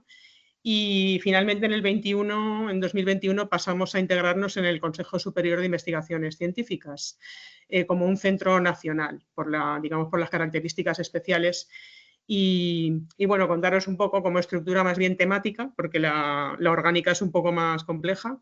Tenemos una sede central, digamos, con 6 departamentos de áreas de biotecnología, medio ambiente y agronomía, tecnología de alimentos, que también tiene un centro en Soria, mejora genética animal, reproducción animal, tiene también un centro específico del cerdo ibérico en Badajoz y el departamento de protección vegetal. Tenemos también un centro de recursos fitogenéticos de conservación de variedades vegetales y unas unidades técnicas que trabajan para el Ministerio de Agricultura, por una parte en la realización de ensayos técnicos de distinción, homogeneidad y estabilidad para registro de nuevas variedades, y una unidad de productos fitosanitarios donde se estudian los expedientes de autorización de sustancias y productos fitosanitarios. Y luego tenemos 2 grandes centros que dependen también de este Centro Nacional INIA, que es el Centro de Investigación en Sanidad Animal, donde se estudian enfermedades infecciosas y de salud global, y también patología, inmunología y control de enfermedades de animales, y también el Centro de Investigación Forestal, ICIFOR, donde hay un departamento de ecología y genética forestal, otro sobre dinámica y gestión forestal y otro sobre productos forestales. Entonces, en cuanto a las actividades, pues como sabéis, generamos conocimiento científico en estos sectores que hemos mencionado. También transferimos conocimiento a los sectores de destino, hacemos asesoramiento y apoyo a la administración pública y participamos en foros nacionales e internacionales de investigación agraria y forestal, por resumirlo de alguna forma, con unos recursos humanos de volumen de unas 700 personas, una emisión de publicaciones científicas de unas 400 por año y de informes técnicos unos 6.000 por año, que de distintas envergaduras, claro.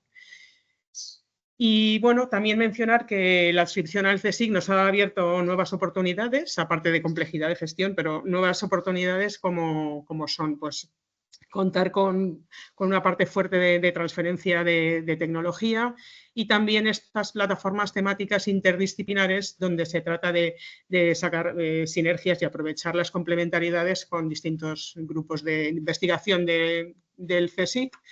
Tenemos una sobre mejora adaptativa de la eficacia de la política agraria común, AgriAmbio, otra Horizonte Verde, más enfocada en retos del cambio climático, y la plataforma Agrofor, que se basa en la conservación y recuperación de la biodiversidad y los recursos genéticos vegetales.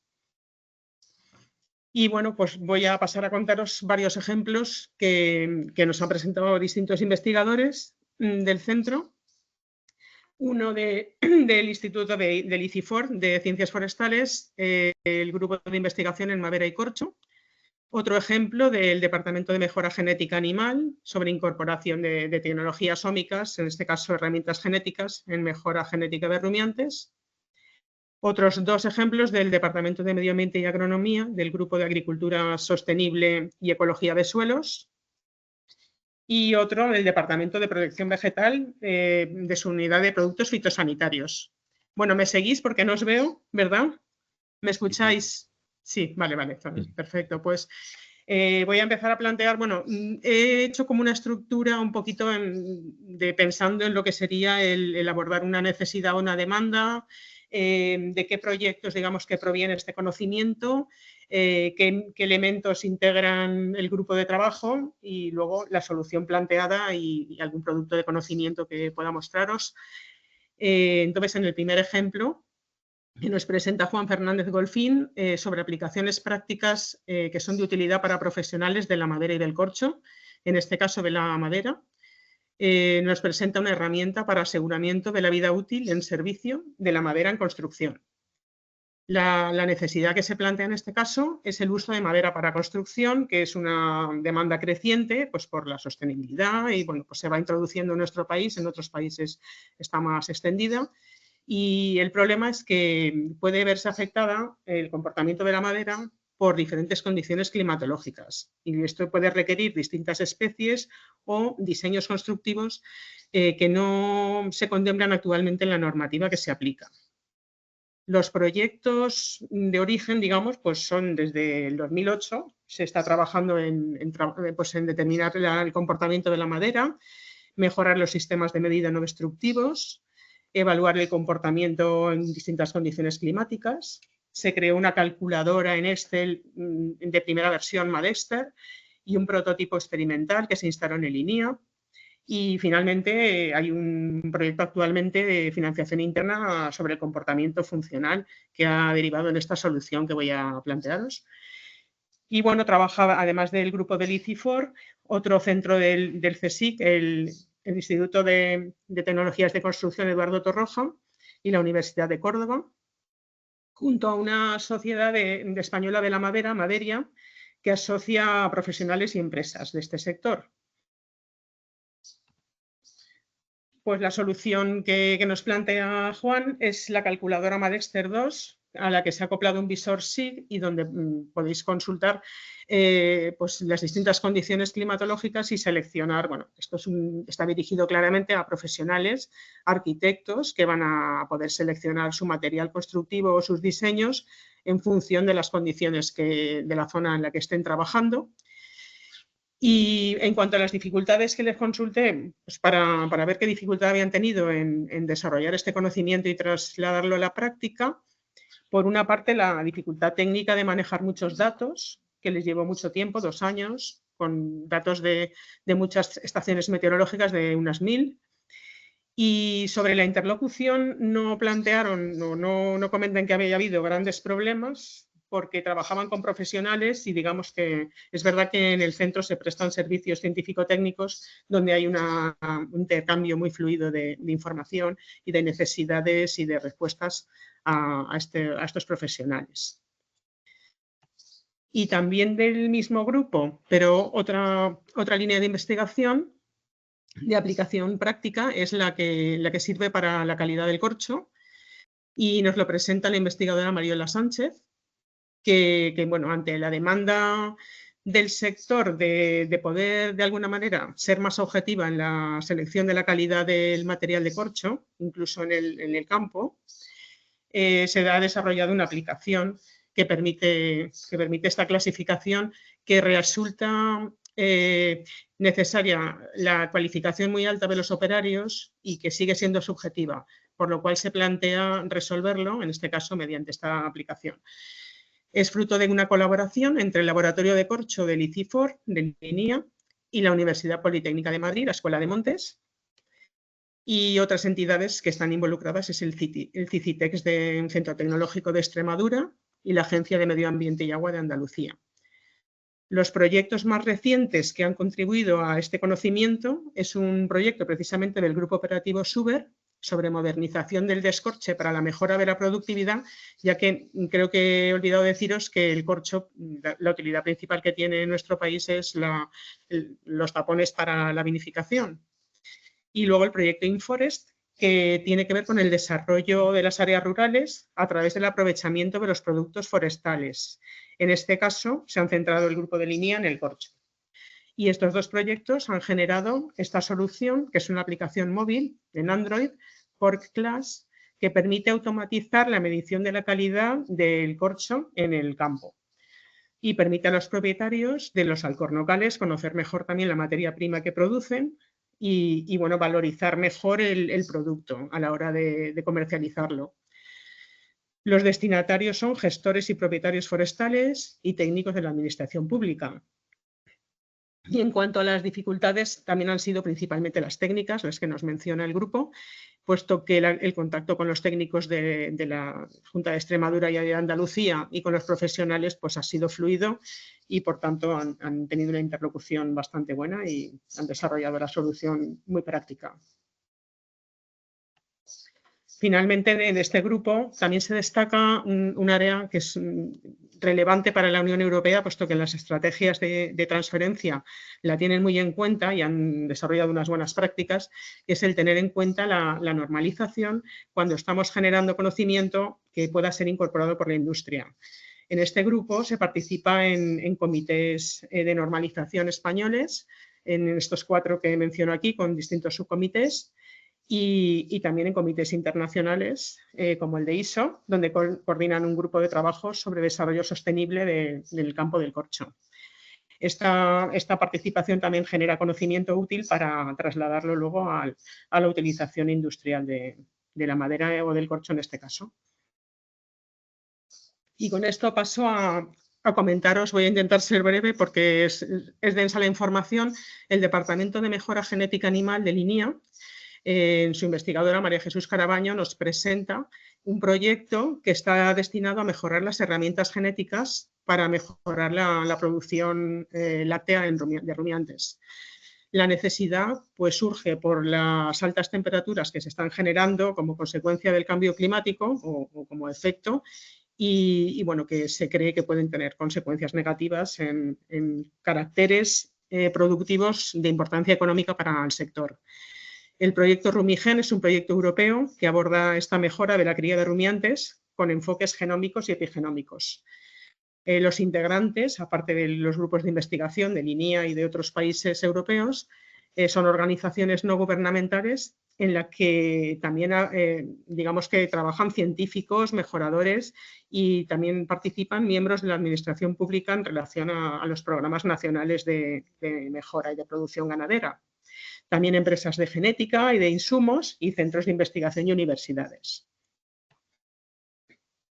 En cuanto a la mejora, la solución que se ha hallado consiste en estudiar la relación que exista entre estos indicadores para identificar marcadores genéticos que nos sirvan de indicador a la hora de introducirlos en estos programas de mejora. De manera que las herramientas que se utilizan genéticas permitan seleccionar aquellos animales que presenten más tolerancia, en este caso, al calor y en función también de la información del ambiente, la epigenética. Los destinatarios son técnicos y también ganaderos, puesto que son los que tienen que aplicar la medición de estos caracteres para facilitar la información a los investigadores y y a la administración. Y las dificultades, pues precisamente consisten en esto, convencer a los ganaderos de la utilidad de facilitar estas informaciones y utilizarlas después para los animales que seleccionan, tanto para la reproducción como para la producción. Los productos de conocimiento que se generan en este proyecto se llaman Practice Abstracts, que es algo común en estos proyectos europeos de investigación. Y bueno, pues sería una ficha donde se plantea el problema, la solución y se dan los datos científicos relevantes que apoyan en la aplicación de esta herramienta para científicamente, de alguna manera, pues respaldar la aplicación práctica. Después quería comentaros también 2 casos del Departamento de Medio Ambiente y Agronomía. Ana Isabel de Castro nos presenta tecnologías de teledetección, de machine learning y de toma de decisiones, en este caso para la aplicación de productos fitosanitarios de una manera más óptima que responda pues, a los retos que nos plantea la estrategia de la Unión Europea de reducción. Y bueno, los proyectos de donde surgen pues son proyectos de investigación y desarrollo de nuevas tecnologías de teledetección y aprendizaje automático, un proyecto prueba de concepto para validar las tecnologías y también proyectos de desarrollo de nuevas tecnologías de cartografía y monitorización, en este caso de malas hierbas, puesto que se enfoca en herbicidas. Otros integrantes pues son el grupo Tech4Agro del Instituto de Ciencias Agrarias del CSIC, junto con este grupo de investigación del INIA, un grupo de la Universidad de Lleida que ha desarrollado una spin-off para la comercialización de esta tecnología, Agrotecnio, y varias empresas. La promotora, que es Bayer Crop Science, que es un fabricante y distribuidor de fitosanitarios, y otras comercializadoras de productos relacionados con la aplicación, el asesoramiento y la innovación. Como solución, se ha desarrollado un algoritmo avanzado de análisis de imágenes, un software para toma de decisiones con la aplicación localizada de herbicidas según el tipo de especie y los pulverizadores ya comerciales que permiten la aplicación de precisión del producto, boquilla a boquilla. Los resultados han sido una efectividad grande en la reducción del caldo a utilizar y una eficacia muy alta. Y el producto de conocimiento ha sido un artículo en una revista sectorial de amplia difusión entre los técnicos que aplican este tipo de productos y que aconsejan a los agricultores en su utilización. Los destinatarios, por tanto, son profesionales del sector y las dificultades identificadas por el equipo de investigación pues, es localizar a los miembros del consorcio que puedan tener capacidades complementarias, la compatibilidad de las tecnologías para que puedan funcionar unas con otras y encontrar personal técnico capaz de aplicarlas. Y también de este departamento y de este mismo grupo de investigación, el investigador José Luis Gabriel trabaja en un tema algo diferente. En este caso es un asesoramiento en la administración pública, precisamente a este Ministerio de Agricultura, con el tema del seguimiento del plan estratégico de la PAC, que es una necesidad, una demanda del Ministerio para nuestro país y que requiere pues tener unas fuentes de datos que sean fiables, exhaustivas, que permitan un seguimiento efectivo y con un criterio científico, para lo cual se requiere este criterio para diseñar indicadores, planes de muestreo, metodologías, etcétera, que bueno, se va a trabajar en este caso en el grupo de línea. Y los proyectos de los que deriva el conocimiento, pues en este caso se citan 2, los más relevantes son proyectos europeos de seguimiento de carbono orgánico en suelos y efectos sobre gases de efecto invernadero y también pues, de secuestro de carbono orgánico en suelo. Los integrantes digamos, de esta encomienda, aparte de esta parte más práctica de muestreos y análisis de los suelos, se encuentra el Museo Nacional de Ciencias Naturales y un Instituto de Economía, Geografía y Demografía, ambos del CSIC, que integran esta plataforma que os comentaba, que es la solución que se ha buscado para abordar este reto, esta combinación interdisciplinar denominada AgriAmbio, y los productos de conocimiento van a ser informes técnicos donde se definan estos indicadores, protocolos de tomas de muestras, controles de calidad para la toma de datos de las empresas o entidades que estén encomendadas por el Ministerio para hacer estos muestreos. Los destinatarios, por tanto, son funcionarios cualificados, técnicos de campo, peritos agrarios y gestores de políticas, que también es digamos, un ámbito de destino pues un poco distinto a las otras aplicaciones que hemos visto.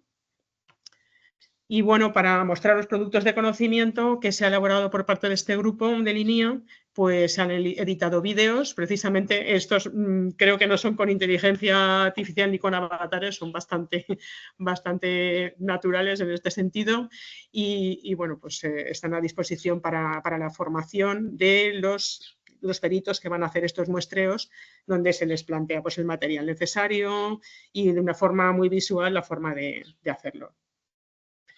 Este mismo investigador tiene un canal en YouTube, es nuestro investigador youtuber, se llama Agrónomo de Cabecera y tiene otros materiales, por ejemplo, para la medición de carbono orgánico en suelo, en este enlace que copio aquí, y bueno, pues los técnicos y empresas de asesoramiento pueden hacer uso de esta información para poder realizar estas mediciones y poderlas utilizar en las tomas de decisiones necesarias en sus campos.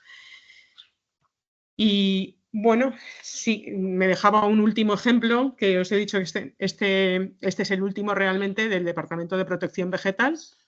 En este caso, la investigadora Pilar Sandín nos expone la generación de información científico-técnica para apoyar propuestas de modificaciones o de creación de regulaciones específicas. La necesidad es la aplicación que hemos visto anteriormente de productos fitosanitarios, en este caso con drones, también con vehículos autónomos no tripulados, para lo que no existe aún una regulación específica, ya que se aplicaría por defecto la regulación de aplicación aérea, que tiene unas condiciones muy diferentes, por lo que se requiere tener un criterio científico en el que se base una propuesta de modificación o de novedad regulatoria. El proyecto de origen es también un proyecto por grupos operativos, en este caso Fitodrone, para la validación y seguridad de las aplicaciones aéreas con drones en el entorno agroforestal. Están involucradas asociaciones profesionales, empresas fabricantes de los sectores agrario y forestal, universidades, centros de investigación y, por supuesto, asociaciones de productores que son los destinatarios últimos de estas aplicaciones. Y la solución que se ha generado es información científica, son informes técnicos que demuestran la eficacia de la aplicación con los drones y la utilidad para abordar estos retos que nos plantea la Unión Europea. También demuestra las diferencias existentes entre estas dos formas de aplicación, la aérea tradicional que está regulada y la pulverización con drones. Y esto se espera que suponga un avance en el proceso de aprobación de esta normativa específica tan necesaria, ya que existe la tecnología pero no la regulación. Y los destinatarios pues, son la Administración Pública Europea, técnicos de empresas, profesionales de los sectores y técnicos de campo. Las dificultades que nos plantean los investigadores es la dificultad de obtener una financiación adecuada y un personal cualificado y técnico, científico y técnico para abordar estos retos. Lograr la colaboración entre distintos agentes, incluso tenemos empresas que pueden ser competidoras, y también comunicar de manera eficaz, como nos explicaba Joaquín, la importancia de adecuar el lenguaje y la información a los sectores de destino, que no siempre van a ser, en este caso, técnicos, puesto que hay muchos grupos también con influencia política que necesitan ser informados, bien informados, con respaldo científico de cuáles son las utilidades y las consecuencias de estas nuevas regulaciones. Y bueno, para terminar, me gustaría concluir un poco en resumen, pues las ideas que extraigo yo también del análisis de estos casos y compartirla con vosotros para posterior discusión sobre los destinatarios finales, pues que tenemos desde los usuarios finales, agricultores, ganaderos y silvicultores. También podemos tener la administración pública, gestores de políticas, son distintos ámbitos, pero son usuarios finales también de la información científica y del conocimiento. Luego tenemos agentes intermedios, que pueden ser estos técnicos de campo que van a asesorar y van a aplicar la tecnología. Profesionales de distintos sectores, de la construcción, de la gestión forestal, de fabricantes de insumos, sanidad vegetal, etc. Asesores cualificados, que pueden ser incluso científicos, como veíamos en el asesoramiento en las herramientas genéticas, en programas de mejora, empresas, comités de normalización. Es un amplio campo donde tenemos que buscar esa forma de adecuarnos, como comentaba Joaquín en su presentación. Y respecto a las dificultades en general que manifiestan los grupos de investigación, pues está obtener una financiación adecuada para poder avanzar, identificar a socios que sean complementarios, para los cuales también estas herramientas que trabaja el proyecto Modern Acquis creo que puede ser de gran utilidad, efectivamente, para lo que están planteadas. Esta colaboración entre pares o competidores que hay que superar, digamos, de alguna manera con un objetivo común que pueda beneficiar a todos. Buscar personal cualificado para adoptar las tecnologías y poderlas aprovechar. Y trabajar las técnicas de comunicación para que estén adaptadas, como decíamos, a los destinatarios finales. Y bueno, con esto agradezco vuestra atención y nada, espero que si tenéis alguna pregunta, pues podáis hacerla ahora o dejarlo para la discusión posterior. Pues muchas gracias, Alicia. Voy a hablar de la mejora de la calidad de los contenidos, centrándome mucho en esos documentos que ha citado antes Alicia, los Practice Abstracts, porque son, digamos por así decirlo, un nexo muy común entre la investigación y la aplicación práctica en estos proyectos europeos, también en los grupos operativos, etc. El esquema que he elegido para la ponencia de hoy va a ser hablar un poco del contexto actual de las plataformas digitales, luego explico un poco qué es el Youth Handbook, los contenidos del Youth Handbook, un penúltimo punto sobre cómo mejorar la calidad de los contenidos y unas breves conclusiones finales. El contexto actual que tenemos sobre las plataformas digitales podríamos decir que es incluso a veces un poco saturante para el usuario medio. La situación habitual para muchos de los problemas habituales de este sector, y no solo de este, de muchos, es que tienes un problema y casi siempre acabamos buscando la misma solución. Vamos a crear una plataforma digital. El resultado supone, como podéis ver en imagen, una constelación de plataformas digitales y que nos movemos en un entorno multiplataforma. ¿Qué supone esto? Que debemos de tratar de buscar, como citaba antes Alicia, una colaboración entre todas estas plataformas, evitando la competición. ¿Cómo se puede conseguir esto? Mediante APIs, que son unas aplicaciones para compartir a nivel de la interfaz una serie de contenidos. Pueden ser más complejas o menos en función del tipo de contenidos que se compartan. Todo esto es algo que se quiere impulsar, por lo menos a nivel de Unión Europea, siguiendo los principios de ciencia abierta y de datos abiertos, los FAIR, por sus siglas en inglés, que al final son fácil de encontrar, accesible, interoperable y reutilizable. Esto no solo es aplicable a nivel comunitario, es también dentro de lo local se puede aplicar para pequeñas plataformas digitales, regional, nacional, comunitario, incluso hay ejemplos de instituciones a nivel global. Las plataformas, evidentemente, como nos movemos en entornos globales, tienden a ser multilingües. Cada vez van a ser mejores porque todos nos apuntamos de las primeras traducciones de Google Translator, que eran muy mejorables, pues ahora se aproximan bastante a la realidad. Y algunas lo clavan completamente. Si no se abusa de jerga ni se utilizan tecnicismos que a lo mejor no haya reconocido todavía el programa, funcionan bastante bien. ¿Qué se trata de fomentar? Espacios de datos sectoriales, lo que se llama en inglés por sus siglas los Arrow Data Spaces, en los que se pueda compartir una información cuidando el tema del dato. Se trata de fomentar una orientación práctica. Es evidente que es muy importante que haya plataformas con contenido científico y con materiales de alta calidad y con un público objetivo, como mencionaba antes Joaquín, más de investigadores, pero tiene que haber algo intermedio y que pueda llegar a otro usuario con menos formación en esa materia. ¿Qué se debe procurar? Tener unas interfaces amistosas y fáciles de usar y de navegar en ellas. Y también procurar crear redes entre distintos actores para favorecer el networking y la interacción entre todos ellos. Ahora os voy a citar, como mencionaba antes, la escala a nivel global. Un ejemplo de plataforma digital aquí ya desarrollado sería Tapipedia, que está financiada por la FAO y se han utilizado fondos de cooperación para el desarrollo, para su implementación. Me parece que es un buen ejemplo y que se puede ver que se hacen cosas a nivel global, como puede ser ahí mediante una organización como es la FAO. Nosotros evidentemente, luego también cada Estado miembro de la Unión Europea está creando su propia plataforma AKIS y luego está el proyecto EUFANBOOK, que lo que pretende es crear una plataforma digital a nivel comunitario.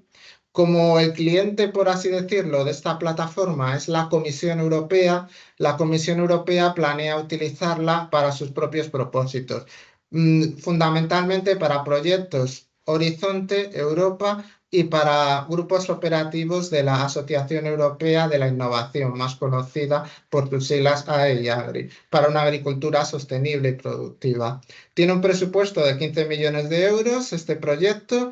El coordinador es la Universidad de Gante en Bélgica y también como Modern AKIS es un proyecto de estos largos que dura 7 años.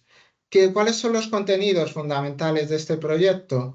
Son documentos, preferiblemente algunos, bueno, admite también PDF, pero en su día era la preferencia por la programación del código eran Word. Vídeos, presentaciones, diapositivas, podcasts, software, bases de datos e imágenes. Esos son los posibles contenidos que tiene el EUFANBOOK. Se prevé el lanzamiento oficial de esta plataforma durante los AgriFood Days en Bruselas este diciembre de este mismo año, el 2025. Vamos a entrar un poco más en los contenidos de esta plataforma digital.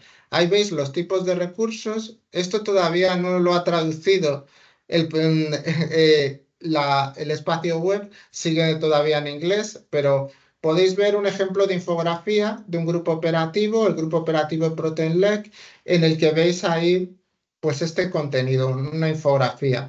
Lo que más contenido ha generado son documentos, presentaciones y vídeos tienen más o menos una representación parecida, pero imágenes, audios y aplicaciones de software y bases de datos todavía no han generado demasiada contribución por parte de los contribuidores en el EUFANBOOK.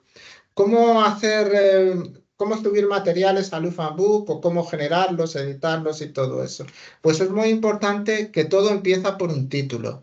Por ejemplo, el que veis en imagen, el de Final Report on Cross Visits, pues primero viene en inglés. Eso ya supone una barrera para el que lo ve.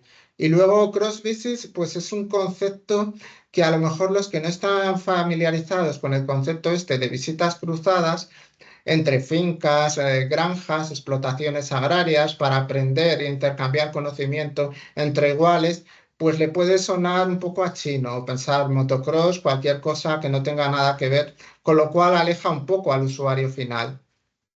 Como mencionaba, un título tiene que ser atractivo, comprensible y generar un interés. Ya esto no solo a nivel didáctico, formativo, incluso de marketing. El hacer buenos contenidos en tus proyectos te genera más visitas. También hay que evitar el sensacionalismo, porque muchas veces, y ahora con la prensa actual, entramos un poco en el fenómeno del clickbait. Hay que buscar calidad, no que hagan más clics y solo centrarnos en el resultado final.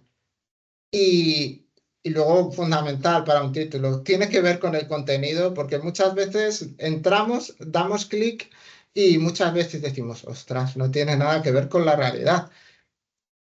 Mi opinión sobre este título es que es poco seductor. También hay que decir que el contenido final lo pone ahí, deliberable 2.1. Los deliberables son documentos de carácter administrativo de estos proyectos Horizonte. Algunos de sus contenidos sí tienen un enfoque práctico, pero si pones todo el deliberable entero, probablemente no sea la mejor forma de reflejar ese contenido práctico. A lo mejor fragmentarlo en pequeñas partes es una mejor idea.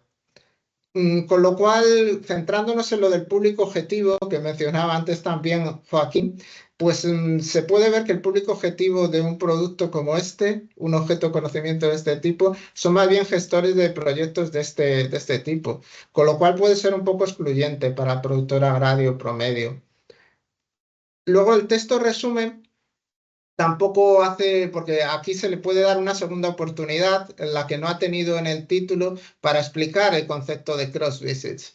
No lo hace. Se asume que el lector ya lo sabe de inicio. Y otra forma de reforzar los conceptos y de mejorar el conocimiento al que se accede son las palabras clave. También mejoran las búsquedas y ayudan a trabajar a los programas de inteligencia artificial. En este caso son 4 las palabras clave, pocas probablemente para dar contexto. El lector debe deducir que tienen relación estas visitas cruzadas con la innovación, los servicios de apoyo y los asesores. Con lo cual, si no está muy metido en la temática, probablemente esté muy perdido o simplemente por la celeridad con la que actuamos actualmente no preste atención y pase a otra cosa.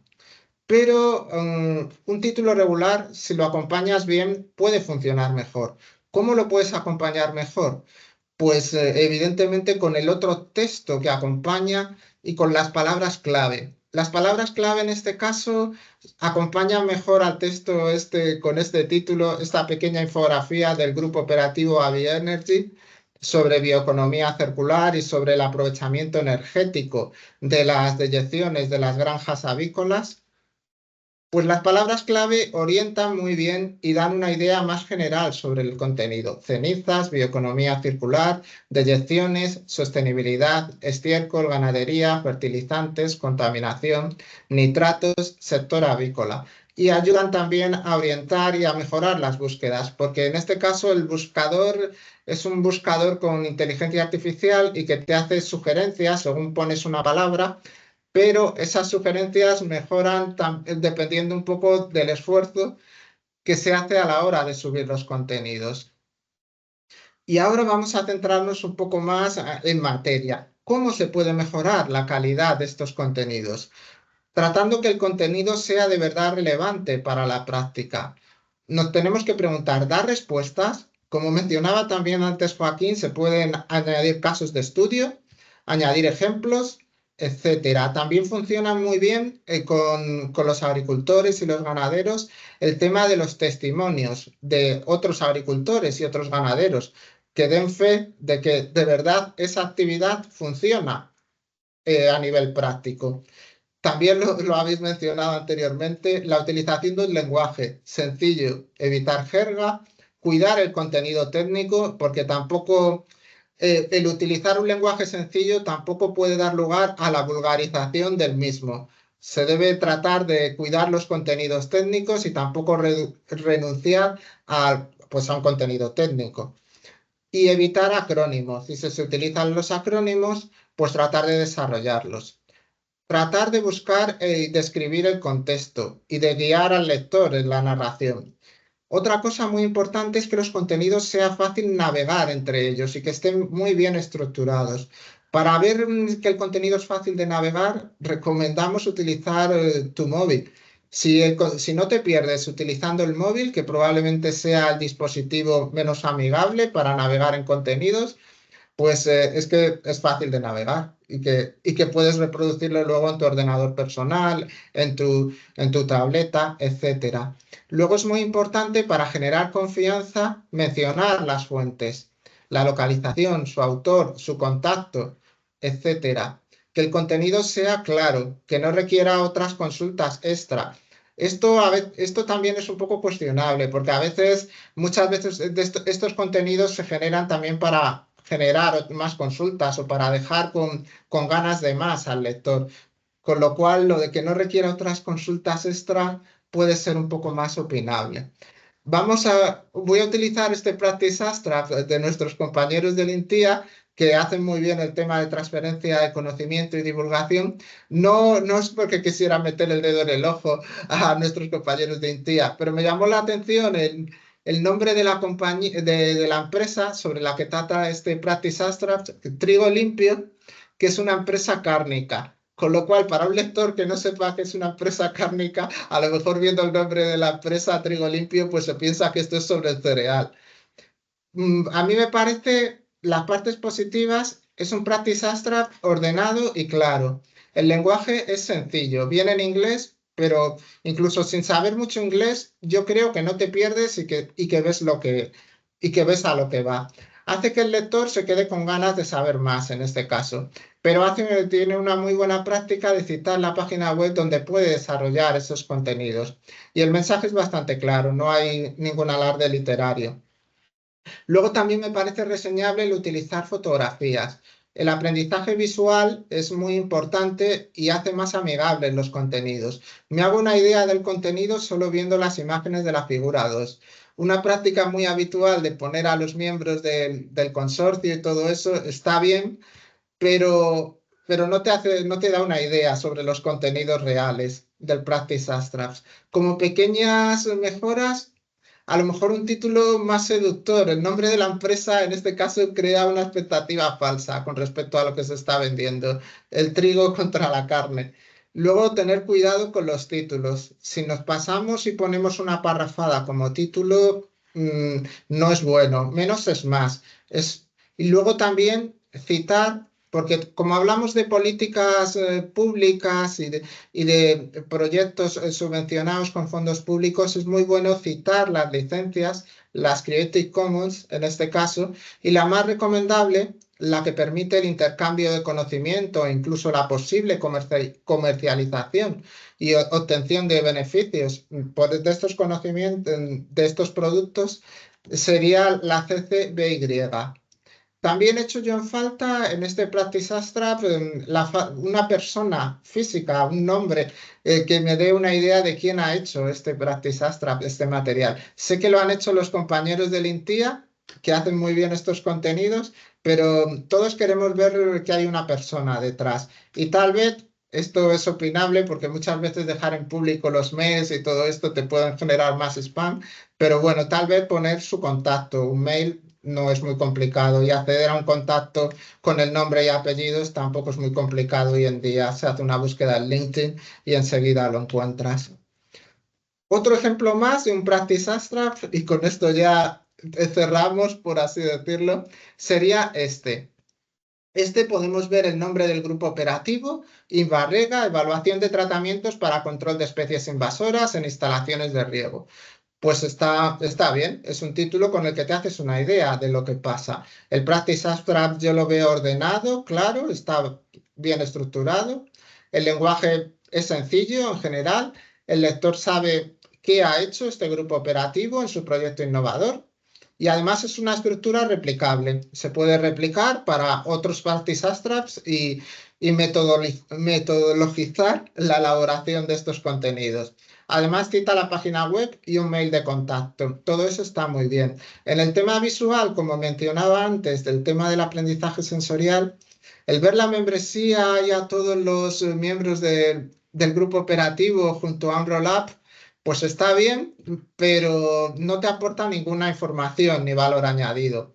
En publicidad hay que tener en cuenta que cada espacio a ocupar cuesta dinero y en este caso no están aprovechando el espacio como podrían hacer. Pequeñas mejoras. Otra, cuidado con el vocabulario muy técnico. En este caso solo he visto una palabra que podríamos considerar a nivel técnico, que es el antifouling. Pues es una pintura con biocidas para mantener el casco de las embarcaciones libres de flora o fauna marina, que se puede utilizar en este caso para el control de especies invasoras. Pues yo creo que habría que, manteniendo probablemente la palabra, habría que haberlo explicado qué es. Como mencionaba anteriormente, citar la licencia Creative Commons para favorecer el intercambio de conocimiento y la compartición de estos materiales. Y también se echa de falta la persona física, autora del material. Y tal vez, esto entre comillas, lo pongo siempre, su contacto. En este caso, como se ha dado un mail corporativo, creo que está cubierto eso, el tema del contacto. Conclusiones finales. Como también ha mencionado Joaquín, porque en el fondo esto es algo bastante genérico, una adaptación de los contenidos al perfil del usuario, que pueden ser desde consultores, productores, agricultores, ganaderos, selvicultores, periodistas. Con el tema de los periodistas, cuando tanto para la producción de estos contenidos como para su divulgación, hay que tener cuidado cuando se recurre a los generalistas. Hay que procurar recurrir a especialistas o asegurarte de si es un periodista generalista, transmite bien estos contenidos, porque a veces su falta de formación en la materia puede provocar una divulgación de los contenidos no adecuada o que no se adapta a las necesidades de aquel que quiere divulgar los contenidos. También puede llegar a estudiantes y a profesores, muy importante, porque al final la transferencia de conocimiento tiene que comenzar con alguien que imparta una clase. También estos materiales pueden ser el comienzo de bonitas amistades, por así decirlo, y el fomento de creación de comunidades, fomentar las redes Aquis entre actores de un mismo sector o otros para buscar la transversalidad y el intercambio de conocimiento y que se pueda promover una innovación real, siempre con una perspectiva del usuario final. También en esta plataforma, en el YouFoundBook, que he puesto como ejemplo, tendrá unas estadísticas del material subido a la plataforma, cuántos visitantes, de dónde, cómo, etcétera. Todo eso es importante. Aunque no solo debe de ser el objetivo, como mencionaba anteriormente, aumentar el número de clics. La gestión del contenido es muy importante. Y para el tema de los módulos formativos, en este caso el YouFoundBook todavía no está en las nuevas características, pero está previsto que se puedan hacer colecciones. Van a poder haber colecciones de Practice Abstracts, colecciones que sean módulo 1, formación en tal, módulo 2, formación en cual, módulo 3, y todas se van a poder agrupar. Además, va a haber espacios para los proyectos europeos y para los grupos operativos para que puedan tener su propia página personal. Esto no versaba sobre YouFoundBook, pero estoy utilizando YouFoundBook como herramienta, que no es la única plataforma, porque ahora hay muchas, y son, digamos que lo que he utilizado para esta presentación es replicable para cualquier otra plataforma. Es muy importante el tema de la calidad del dato y del metadato, porque los metadatos sirven para estructurar esa información y conseguir que llegue más fácil a cualquiera de los usuarios finales. También, como último detalle ya, que el YouFoundBook tiene un extractor de metadatos automático mediante un programa de inteligencia artificial en el que tú metes el PDF como contenido y te saca todos los metadatos de manera automática. Ojo, todavía yo creo que hay que depurarlo un poco porque a veces no se explaya del todo bien, algunas cosas son generalidades y los títulos, pues a mí los títulos me parecen bastante genéricos, que falta a veces como un poco, no sé, de cariño o hacerlo a veces más comercial, por así decirlo. Y por mi parte, esto es todo. Muchas gracias a todos los que habéis aguantado ahí hasta el final. Y pues yo creo que ahora es el momento de aprovechar y compartir entre todos cualquier inquietud, o duda o cosa que queráis decirnos. Esto de lo que se trata es tratar de acercarnos entre todos y que podamos facilitar la llegada del conocimiento a todos, y más cuando es utilizando fondos públicos, porque yo entiendo que también haya conocimiento por así reservado, porque se haya generado de manera privada, con fondos privados, y ahí ya, pero en este caso no, hablamos de conocimiento público, generado con fondos públicos y que tiene que ser accesible para todos. Sobre lo que comentabas del conocimiento público y hacerlo accesible, lo que sí que quería yo incidir es en que hay distintas formas de hacerlo accesible.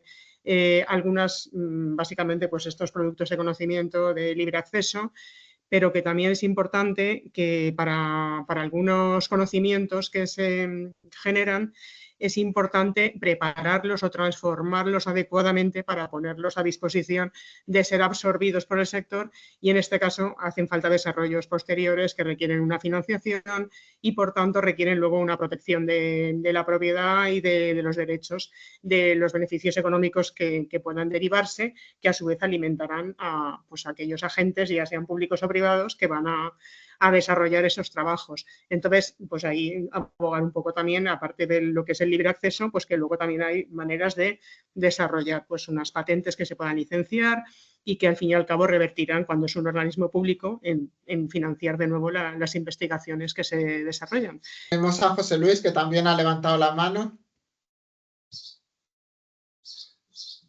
Hola, buenos días. Nada, en primer lugar, daros las gracias por las presentaciones, las comunicaciones, muy interesantes. Gracias por el esfuerzo, por ordenarlo y por transmitirlo. Está fenomenal. Mi pregunta era para Joaquín, para conocer su opinión. Todas estas herramientas que nos has presentado, estaba yo pensando si habría posibilidad de, volcando todo el conocimiento que tenemos de investigaciones que está publicado, filtrarlo a través de o sistematizarlo a través de la inteligencia artificial con todos esos avatares, vídeos y todo eso.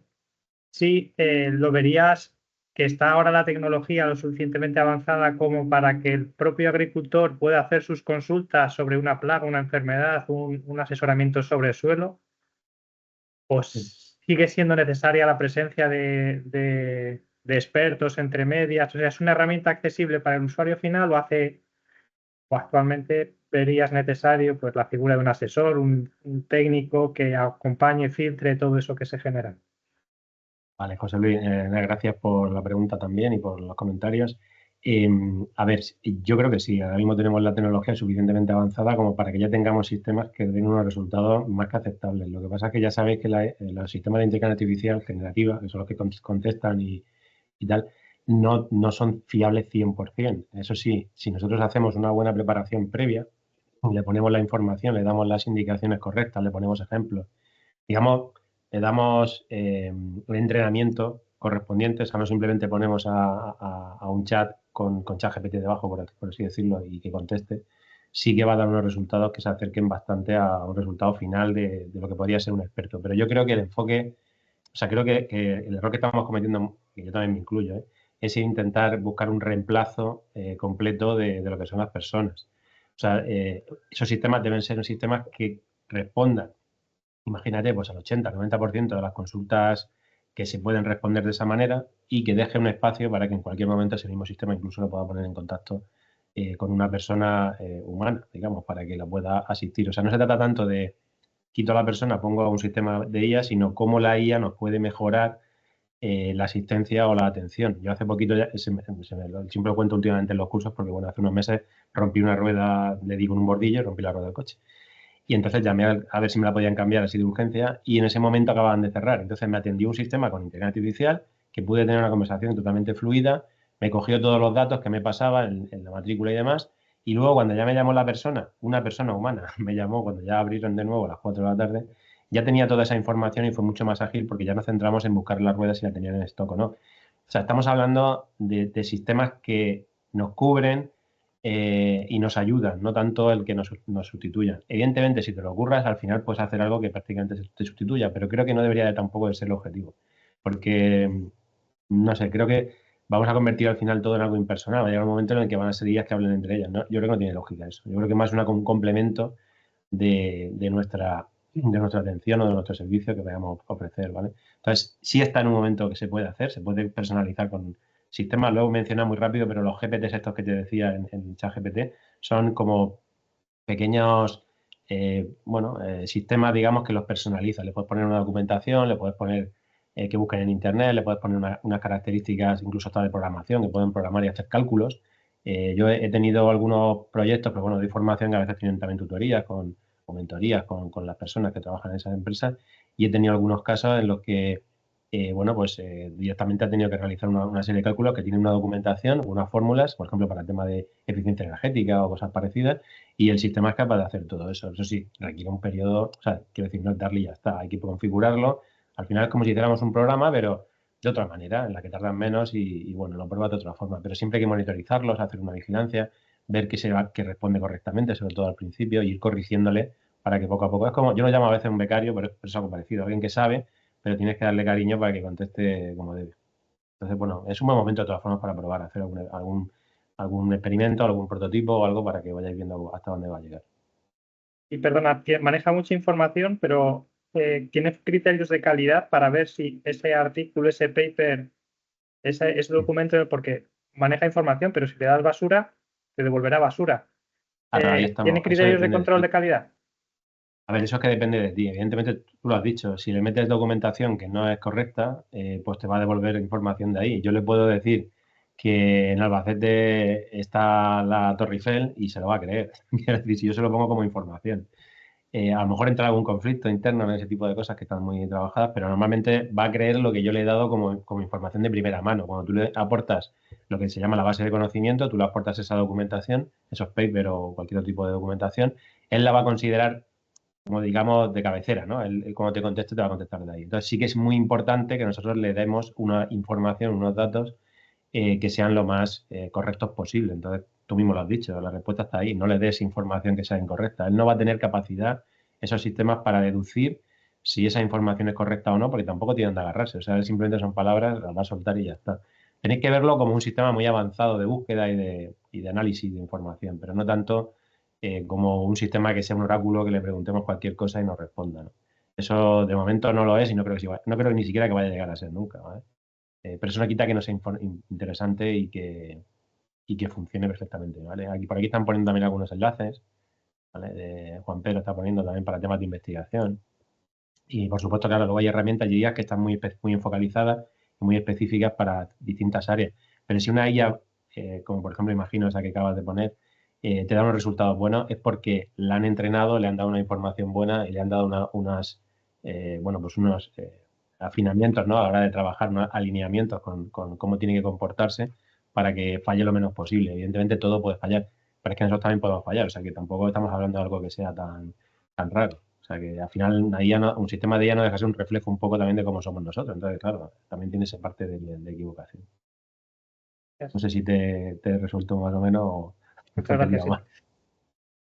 Bueno, no lo he mencionado, perdona, pero hay el propio ChatGPT y bueno, hay otras herramientas específicas como Perplexity y algunas similares, tienen sistemas también que ellos hacen la investigación por su cuenta. Ya sabéis que también está ayudando a todo eso, ¿no? Que le pregunta sobre un término y él ya se busca la vida, busca por internet, hace sus historias.